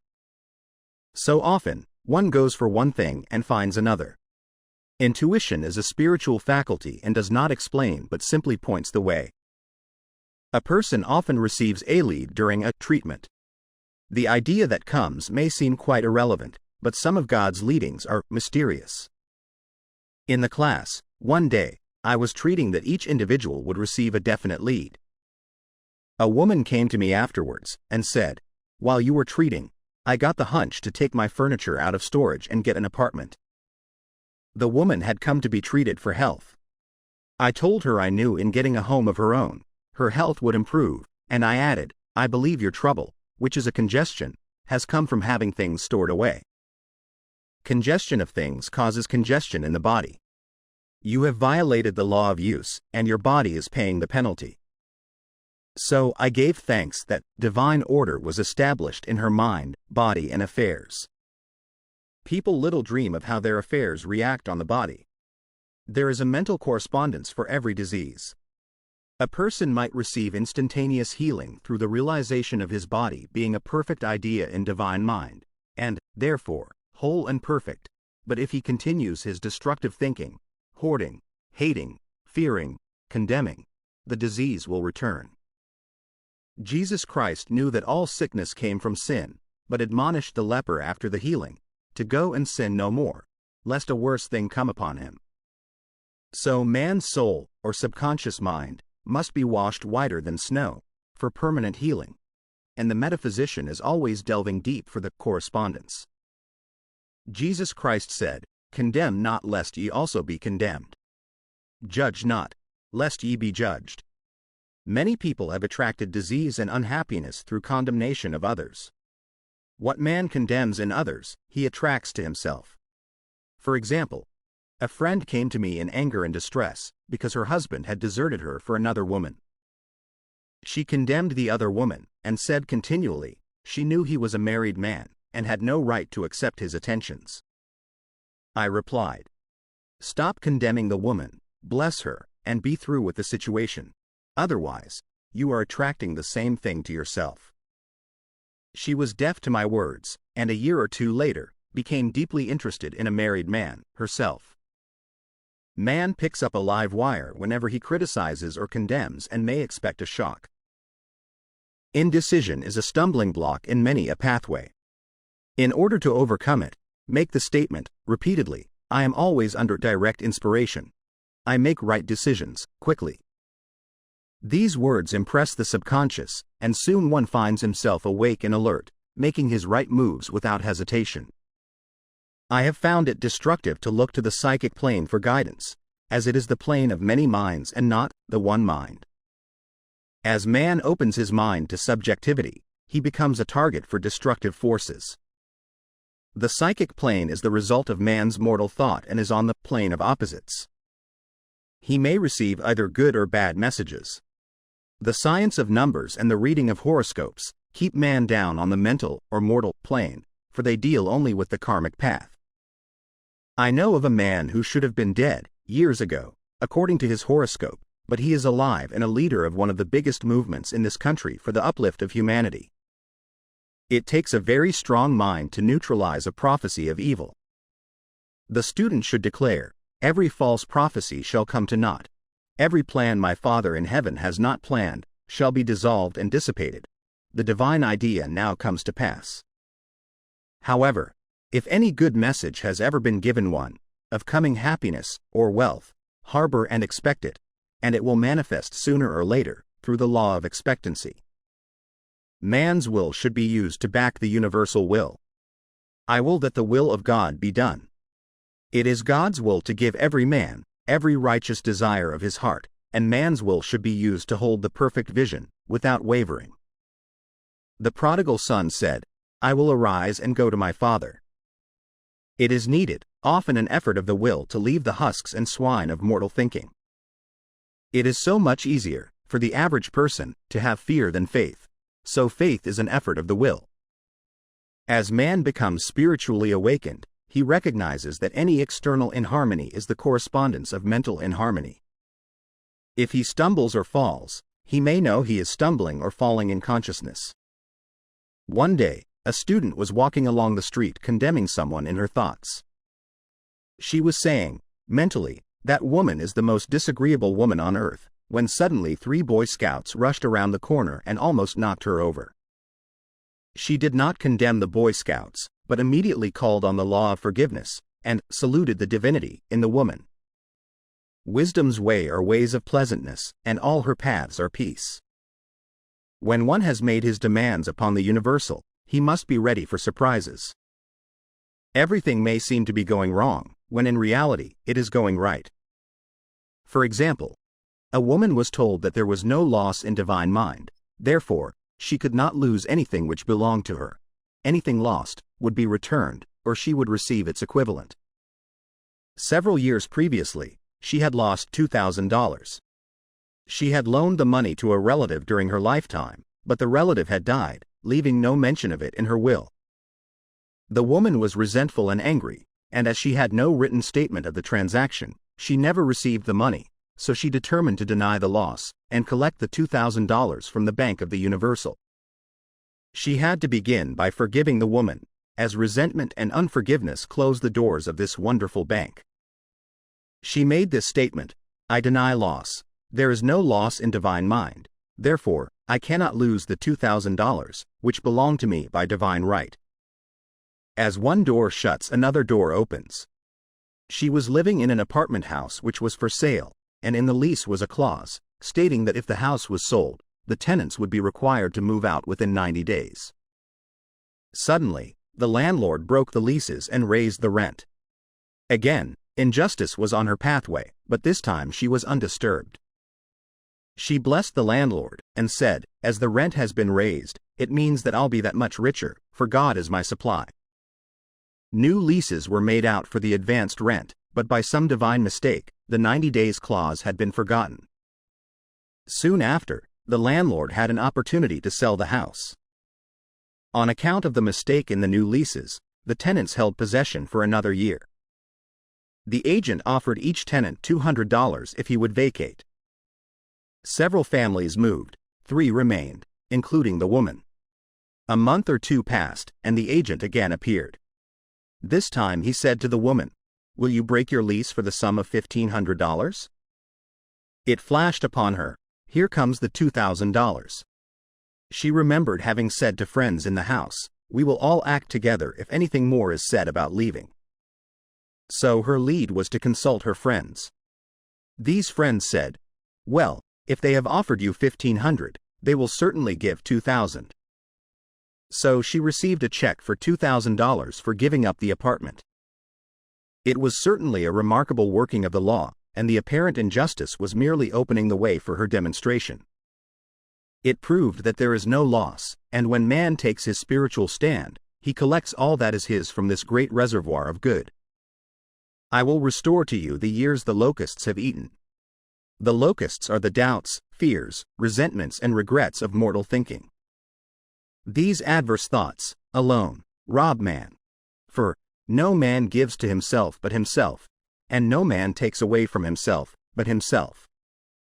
Man is here to prove God and to bear witness to the truth, and he can only prove God by bringing plenty out of lack and justice out of injustice.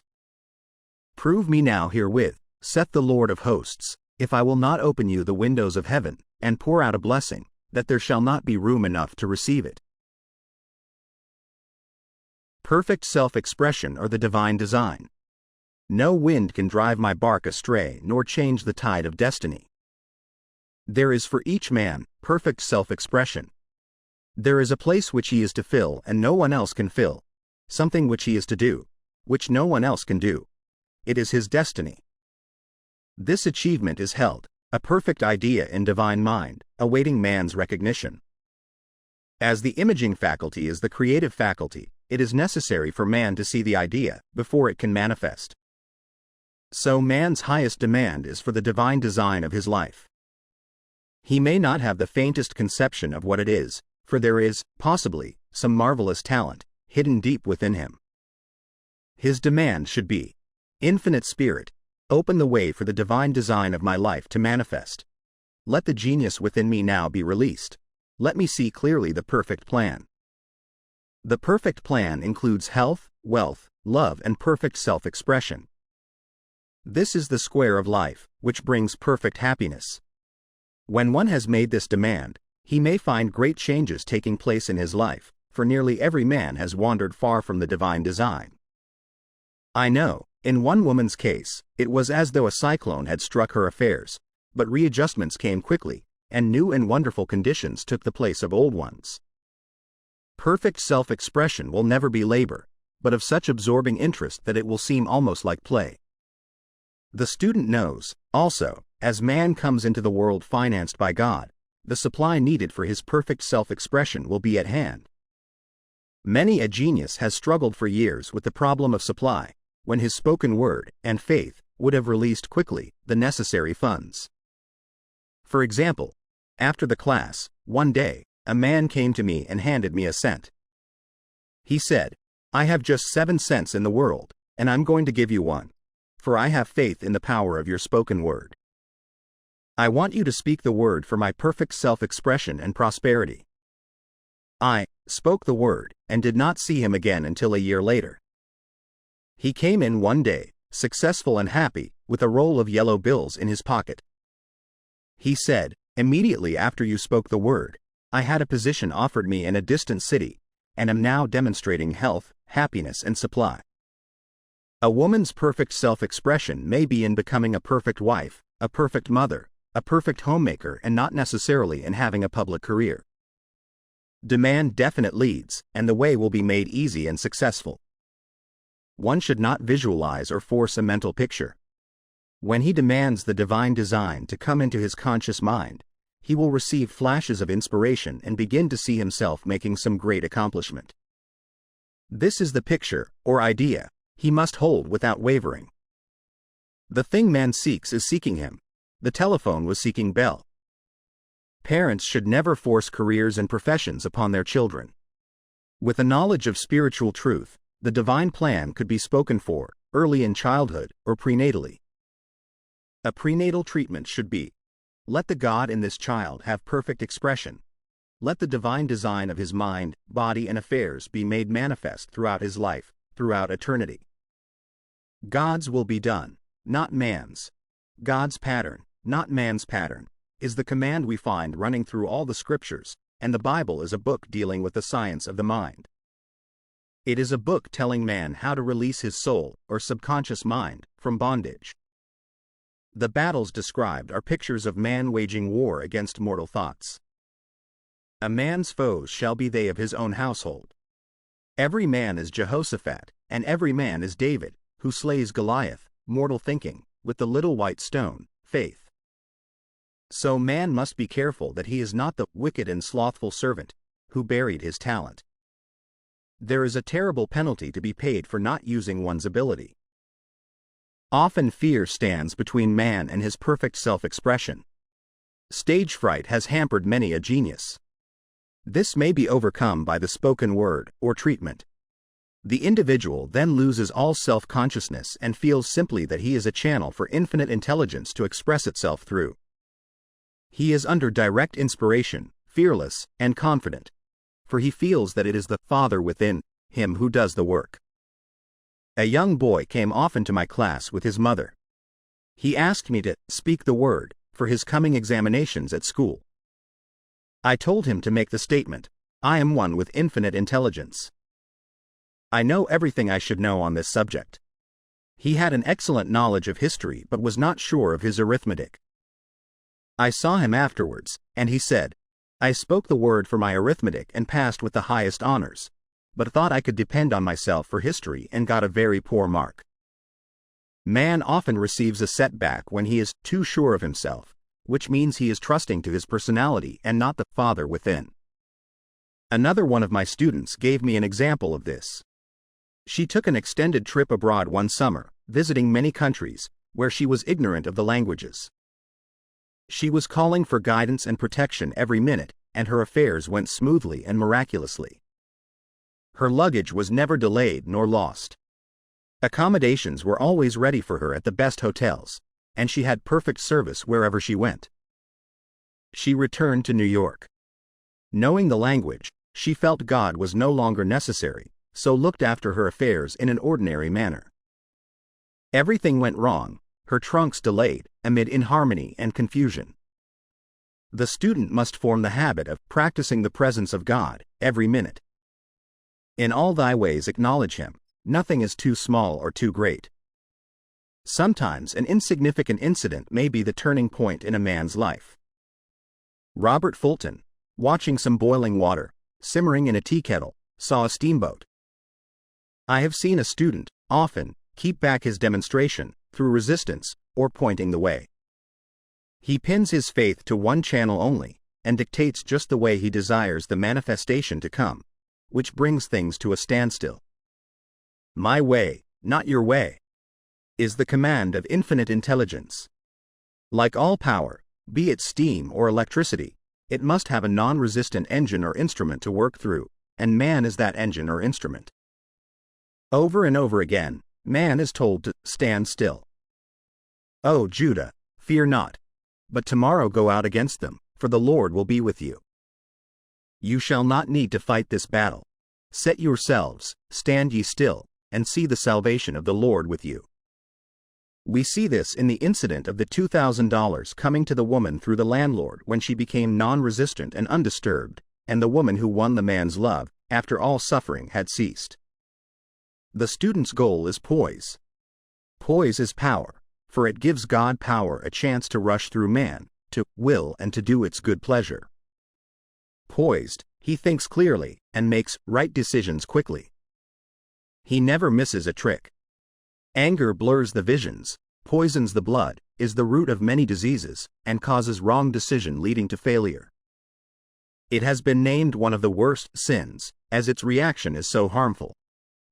The student learns that in metaphysics sin has a much broader meaning than in the old teaching. Whatsoever is not of faith is sin. He finds that fear and worry are deadly sins. They are inverted faith, and through distorted mental pictures, bring to pass the thing he fears. His work is to drive out these enemies from the subconscious mind. When man is fearless, he is finished. Maeterlinck says that man is God afraid.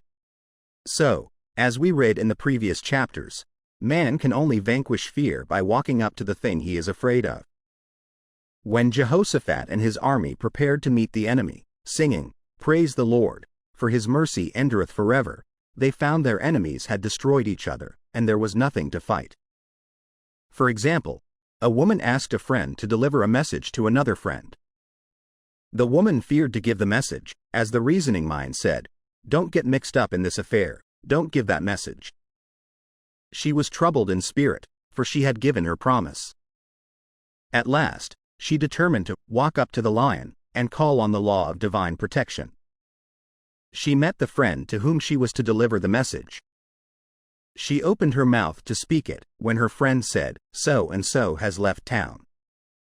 This made it unnecessary to give the message, as the situation depended upon the person being in town. As she was willing to do it, she was not obliged to, as she did not fear the situation vanished. The student often delays his demonstration through a belief in incompletion. He should make this statement: in divine mind there is only completion, therefore, my demonstration is completed. My perfect work, my perfect home, my perfect health.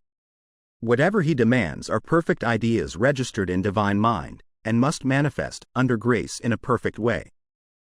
He gives thanks he has already received on the invisible and makes active preparation for receiving on the visible. One of my students was in need of a financial demonstration. She came to me and asked why it was not completed. I replied, "Perhaps you are in the habit of leaving things unfinished, and the subconscious has gotten into the habit of not completing, as the without, so the within." She said, "You are right. I often begin things and never finish them. I'll go home and finish something I commenced weeks ago, and I know it will be symbolic of my demonstration." So she sewed assiduously, and the article was soon completed. Shortly after, the money came in a most curious manner.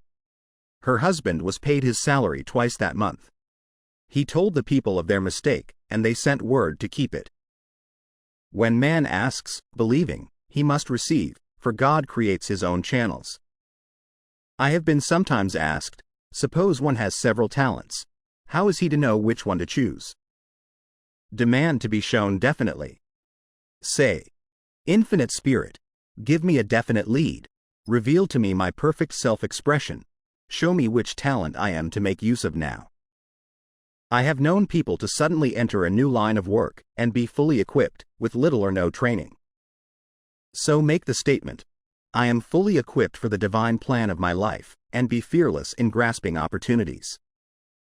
Some people are cheerful givers, but bad receivers. They refuse gifts through pride or some negative reason, thereby blocking their channels, and invariably find themselves eventually with little or nothing. For example, a woman who had given away a great deal of money had a gift offered her of several $1,000s. She refused to take it, saying she did not need it. Shortly after that, her finances were tied up, and she found herself in debt for that amount. Man should receive gracefully the bread returning to him upon the water. Freely ye have given, freely ye shall receive. There is always the perfect balance of giving and receiving, and though man should give without thinking of returns, he violates law if he does not accept the returns which come to him. For all gifts are from God, man being merely the channel. A thought of lack should never be held over the giver. For example, when the man gave me the 1 cent, I did not say, "Poor man, he cannot afford to give me that." I saw him rich and prosperous, with his supply pouring in. It was this thought which brought it. If one has been a bad receiver, he must become a good one and take even a postage stamp if it is given him and open up his channels for receiving. The Lord loveth a cheerful receiver, as well as a cheerful giver. I have often been asked why one man is born rich and healthy, and another poor and sick. Where there is an effect, there is always a cause. There is no such thing as chance. This question is answered through the law of reincarnation. Man goes through many births and deaths, until he knows the truth which sets him free. He is drawn back to the earth plane through unsatisfied desire, to pay his karmic debts, or to fulfill his destiny. The man born rich and healthy has had pictures in his subconscious mind, in his past life, of health and riches, and the poor and sick man, of disease and poverty. Man manifests, on any plane, the sum total of his subconscious beliefs. However, birth and death are man-made laws, for the wages of sin is death, the Adamic fall in consciousness through the belief in 2 powers. The real man, spiritual man, is birthless and deathless. He never was born and has never died, as he was in the beginning, he is now and ever shall be. So, through the truth, man is set free from the law of karma, sin and death, and manifests the man made in his image and likeness. Man's freedom comes through fulfilling his destiny, bringing into manifestation the divine design of his life. His Lord will say unto him, "Well done, thou good and faithful servant. Thou hast been faithful over a few things. I will make thee ruler over many things, death itself. Enter thou into the joy of thy Lord, eternal life." Denials and affirmations. Thou shalt also decree a thing, and it shall be established unto thee. All the good that is to be made manifest in man's life is already an accomplished fact in divine mind, and is released through man's recognition, or spoken word. So he must be careful to decree that only the divine idea be made manifest, for often, he decrees, through his idle words, failure or misfortune. It is, therefore, of the utmost importance to word one's demands correctly, as stated in a previous chapter. If one desires a home, friend, position, or any other good thing, make the demand for the divine selection. For example, Infinite Spirit, open the way for my right home, my right friend, my right position. I give thanks it now manifests under grace in a perfect way. The latter part of the statement is most important. For example, I knew a woman who demanded $1,000. Her daughter was injured and they received $1,000 indemnity, so it did not come in a perfect way. The demand should have been worded in this way: Infinite Spirit, I give thanks that the $1,000, which is mine by divine right, is now released, and reaches me under grace, in a perfect way. As one grows in a financial consciousness, he should demand that the enormous sums of money, which are his by divine right, reach him under grace, in perfect ways.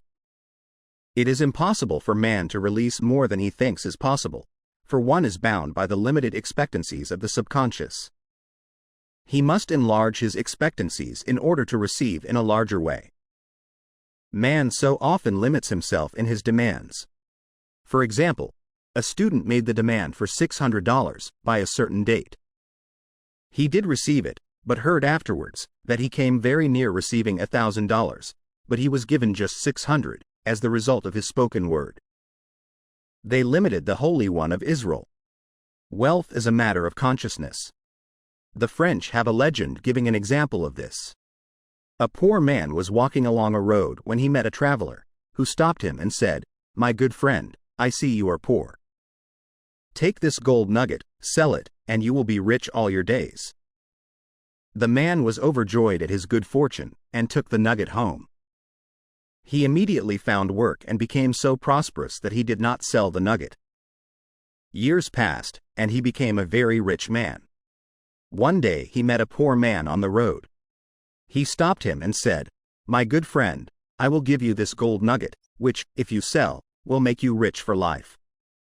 The mendicant took the nugget, had it valued, and found it was only brass.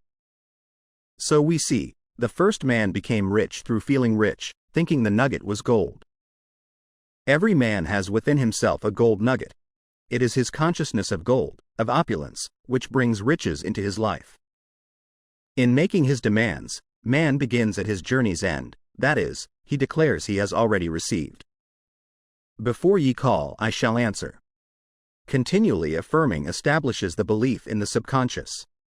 It would not be necessary to make an affirmation more than once if one had perfect faith. One should not plead or supplicate, but give thanks repeatedly, that he has received. The desert shall rejoice and blossom as the rose. This rejoicing, which is yet in the desert state of consciousness, opens the way for release. The Lord's Prayer is in the form of command and demand. Give us this day our daily bread, and forgive us our debts as we forgive our debtors, and ends in praise, for thine is the kingdom and the power and the glory, forever. Amen. Concerning the works of my hands, command ye me. So prayer is command and demand, praise and thanksgiving. The student's work is in making himself believe that, with God, all things are possible. This is easy enough to state in the abstract, but a little more difficult when confronted with a problem. For example, it was necessary for a woman to demonstrate a large sum of money within a stated time. She knew she must do something to get a realization, for realization is manifestation, and she demanded a lead. She was walking through a department store when she saw a very beautiful pink enamel paper cutter. She felt the pull towards it. The thought came, I haven't a paper cutter good enough to open letters containing large checks. So she bought the paper cutter, which the reasoning mind would have called an extravagance. When she held it in her hand, she had a flash of a picture of herself opening an envelope containing a large check, and in a few weeks, she received the money. The pink paper cutter was her bridge of active faith. Many stories are told of the power of the subconscious when directed in faith. For example, a man was spending the night in a farmhouse. The windows of the room had been nailed down, and in the middle of the night he felt suffocated and made his way in the dark to the window. He could not open it, so he smashed the pane with his fist, drew in draughts of fine fresh air, and had a wonderful night's sleep. The next morning, he found he had smashed the glass of a bookcase and the window had remained closed during the whole night. He had supplied himself with oxygen, simply by his thought of oxygen. When a student starts out to demonstrate, he should never turn back. Let not that man who wavers think that he shall receive anything of the Lord. A colored student once made this wonderful statement, "When I ask the Father for anything, I puts my foot down, and I says, 'Father, I'll take nothing less than I've asked for, but more.'" So man should never compromise. Having done all, stand. This is sometimes the most difficult time of demonstrating. The temptation comes to give up, to turn back to compromise. He also serves who only stands and waits. Demonstrations often come at the 11th hour because man then lets go, that is, stops reasoning, and infinite intelligence has a chance to work. Man's dreary desires are answered drearily, and his impatient desires, long delayed or violently fulfilled. For example, a woman asked me why it was she was constantly losing or breaking her glasses. We found she often said to herself and others with vexation, "I wish I could get rid of my glasses." So her impatient desire was violently fulfilled. What she should have demanded was perfect eyesight, but what she registered in the subconscious was simply the impatient desire to be rid of her glasses, so they were continually being broken or lost. Two attitudes of mind cause loss: depreciation, as in the case of the woman who did not appreciate her husband, or fear of loss, which makes a picture of loss in the subconscious. When a student is able to let go of his problem, cast his burden, he will have instantaneous manifestation.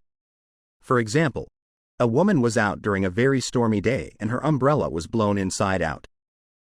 She was about to make a call on some people whom she had never met, and she did not wish to make her first appearance with a dilapidated umbrella. She could not throw it away, as it did not belong to her. So, in desperation, she exclaimed, "Oh God, you take charge of this umbrella, I don't know what to do." A moment later, a voice behind her said, "Lady, do you want your umbrella mended?" There stood an umbrella mender. She replied, "Indeed, I do." The man mended the umbrella, while she went into the house to pay her call, and when she returned, she had a good umbrella. So there is always an umbrella mender at hand, on man's pathway, when one puts the umbrella, or situation, in God's hands. One should always follow a denial with an affirmation. For example, I was called on the phone late one night to treat a man whom I had never seen. He was apparently very ill. I made the statement, "I deny this appearance of disease. It is unreal, therefore cannot register in his consciousness. This man is a perfect idea in divine mind, pure substance expressing perfection. There is no time or space in divine mind, therefore the word reaches instantly its destination and does not return void." I have treated patients in Europe and have found that the result was instantaneous. I am asked so often the difference between visualizing and visioning. Visualizing is a mental process governed by the reasoning or conscious mind. Visioning is a spiritual process, governed by intuition, or the superconscious mind. The student should train his mind to receive these flashes of inspiration, and work out the divine pictures through definite leads. When a man can say, "I desire only that which God desires for me," his false desires fade from the consciousness, and a new set of blueprints is given him by the master architect, the God within.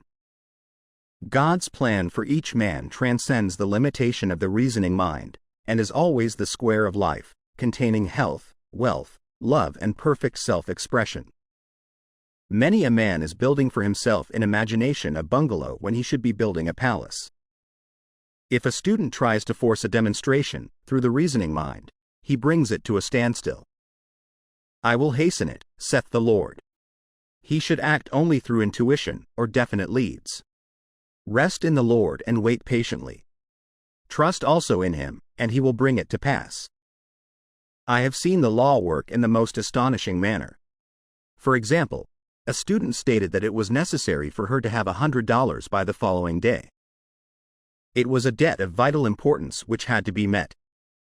I spoke the word, declaring Spirit was never too late, and that the supply was at hand. That evening she phoned me of the miracle. She said that the thought came to her to go to her safe deposit box at the bank to examine some papers. She looked over the papers, and at the bottom of the box was a new $100 bill. She was astounded, and said she knew she had never put it there, for she had gone through the papers many times. It may have been a materialization, as Jesus Christ materialized the loaves and fishes. Man will reach the stage where his word is made flesh, or materialized, instantly. The fields, ripe with the harvest, will manifest immediately, as in all of the miracles of Jesus Christ. There is a tremendous power alone in the name, Jesus Christ. It stands for truth made manifest. He said, "Whatsoever ye ask the Father, in my name, He will give it to you." The power of this name raises the student into the fourth dimension, where he is freed from all astral and psychic influences, and he becomes unconditioned and absolute, as God Himself is unconditioned and absolute. I have seen many healings accomplished by using the words, "in the name of Jesus Christ." Christ was both person and principle, and the Christ within each man is his Redeemer and salvation. The Christ within is his own fourth-dimensional self, the man made in God's image and likeness. This is the self which has never failed, never known sickness or sorrow, was never born and has never died. It is the resurrection and the life of each man. No man cometh to the Father save by the Son, means that God, the universal, working on the place of the particular, becomes the Christ in man, and the Holy Ghost means God in action. So daily, man is manifesting the Trinity of Father, Son, and Holy Ghost. Man should make an art of thinking. The master thinker is an artist and is careful to paint only the divine designs upon the canvas of his mind, and he paints these pictures with masterly strokes of power and decision, having perfect faith that there is no power to mar their perfection and that they shall manifest in his life the ideal made real. All power is given man, through right thinking, to bring his heaven upon his earth, and this is the goal of the game of life. The simple rules are fearless faith, non-resistance, and love. May each reader be now freed from that thing which has held him in bondage through the ages, standing between him and his own, and know the truth which makes him free, free to fulfill his destiny, to bring into manifestation the divine design of his life, health, wealth, love, and perfect self-expression. Be ye transformed by the renewing of your mind. Denials and affirmations. For prosperity. God is my unfailing supply, and large sums of money come to me quickly, under grace, in perfect ways. For right conditions. Every plan my Father in heaven has not planned shall be dissolved and dissipated, and the divine idea now comes to pass. For right conditions. Only that which is true of God is true of me, for I and the Father are one. For faith. As I am one with God, I am one with my good, for God is both the giver and the gift. I cannot separate the giver from the gift. For right conditions. Divine love now dissolves and dissipates every wrong condition in my mind, body, and affairs. Divine love is the most powerful chemical in the universe, and dissolves everything which is not of itself. For health. Divine love floods my consciousness with health, and every cell in my body is filled with light. For the eyesight. My eyes are God's eyes, I see with the eyes of spirit. I see clearly the open way, there are no obstacles on my pathway. I see clearly the perfect plan. For guidance. I am divinely sensitive to my intuitive leads, and give instant obedience to thy will. For the hearing. My ears are God's ears, I hear with the ears of spirit. I am non-resistant and am willing to be led. I hear glad tidings of great joy. For right work. I have a perfect work. In a perfect way. I give a perfect service. For perfect pay. For freedom from all bondage. I cast this burden on the Christ within, and I go free.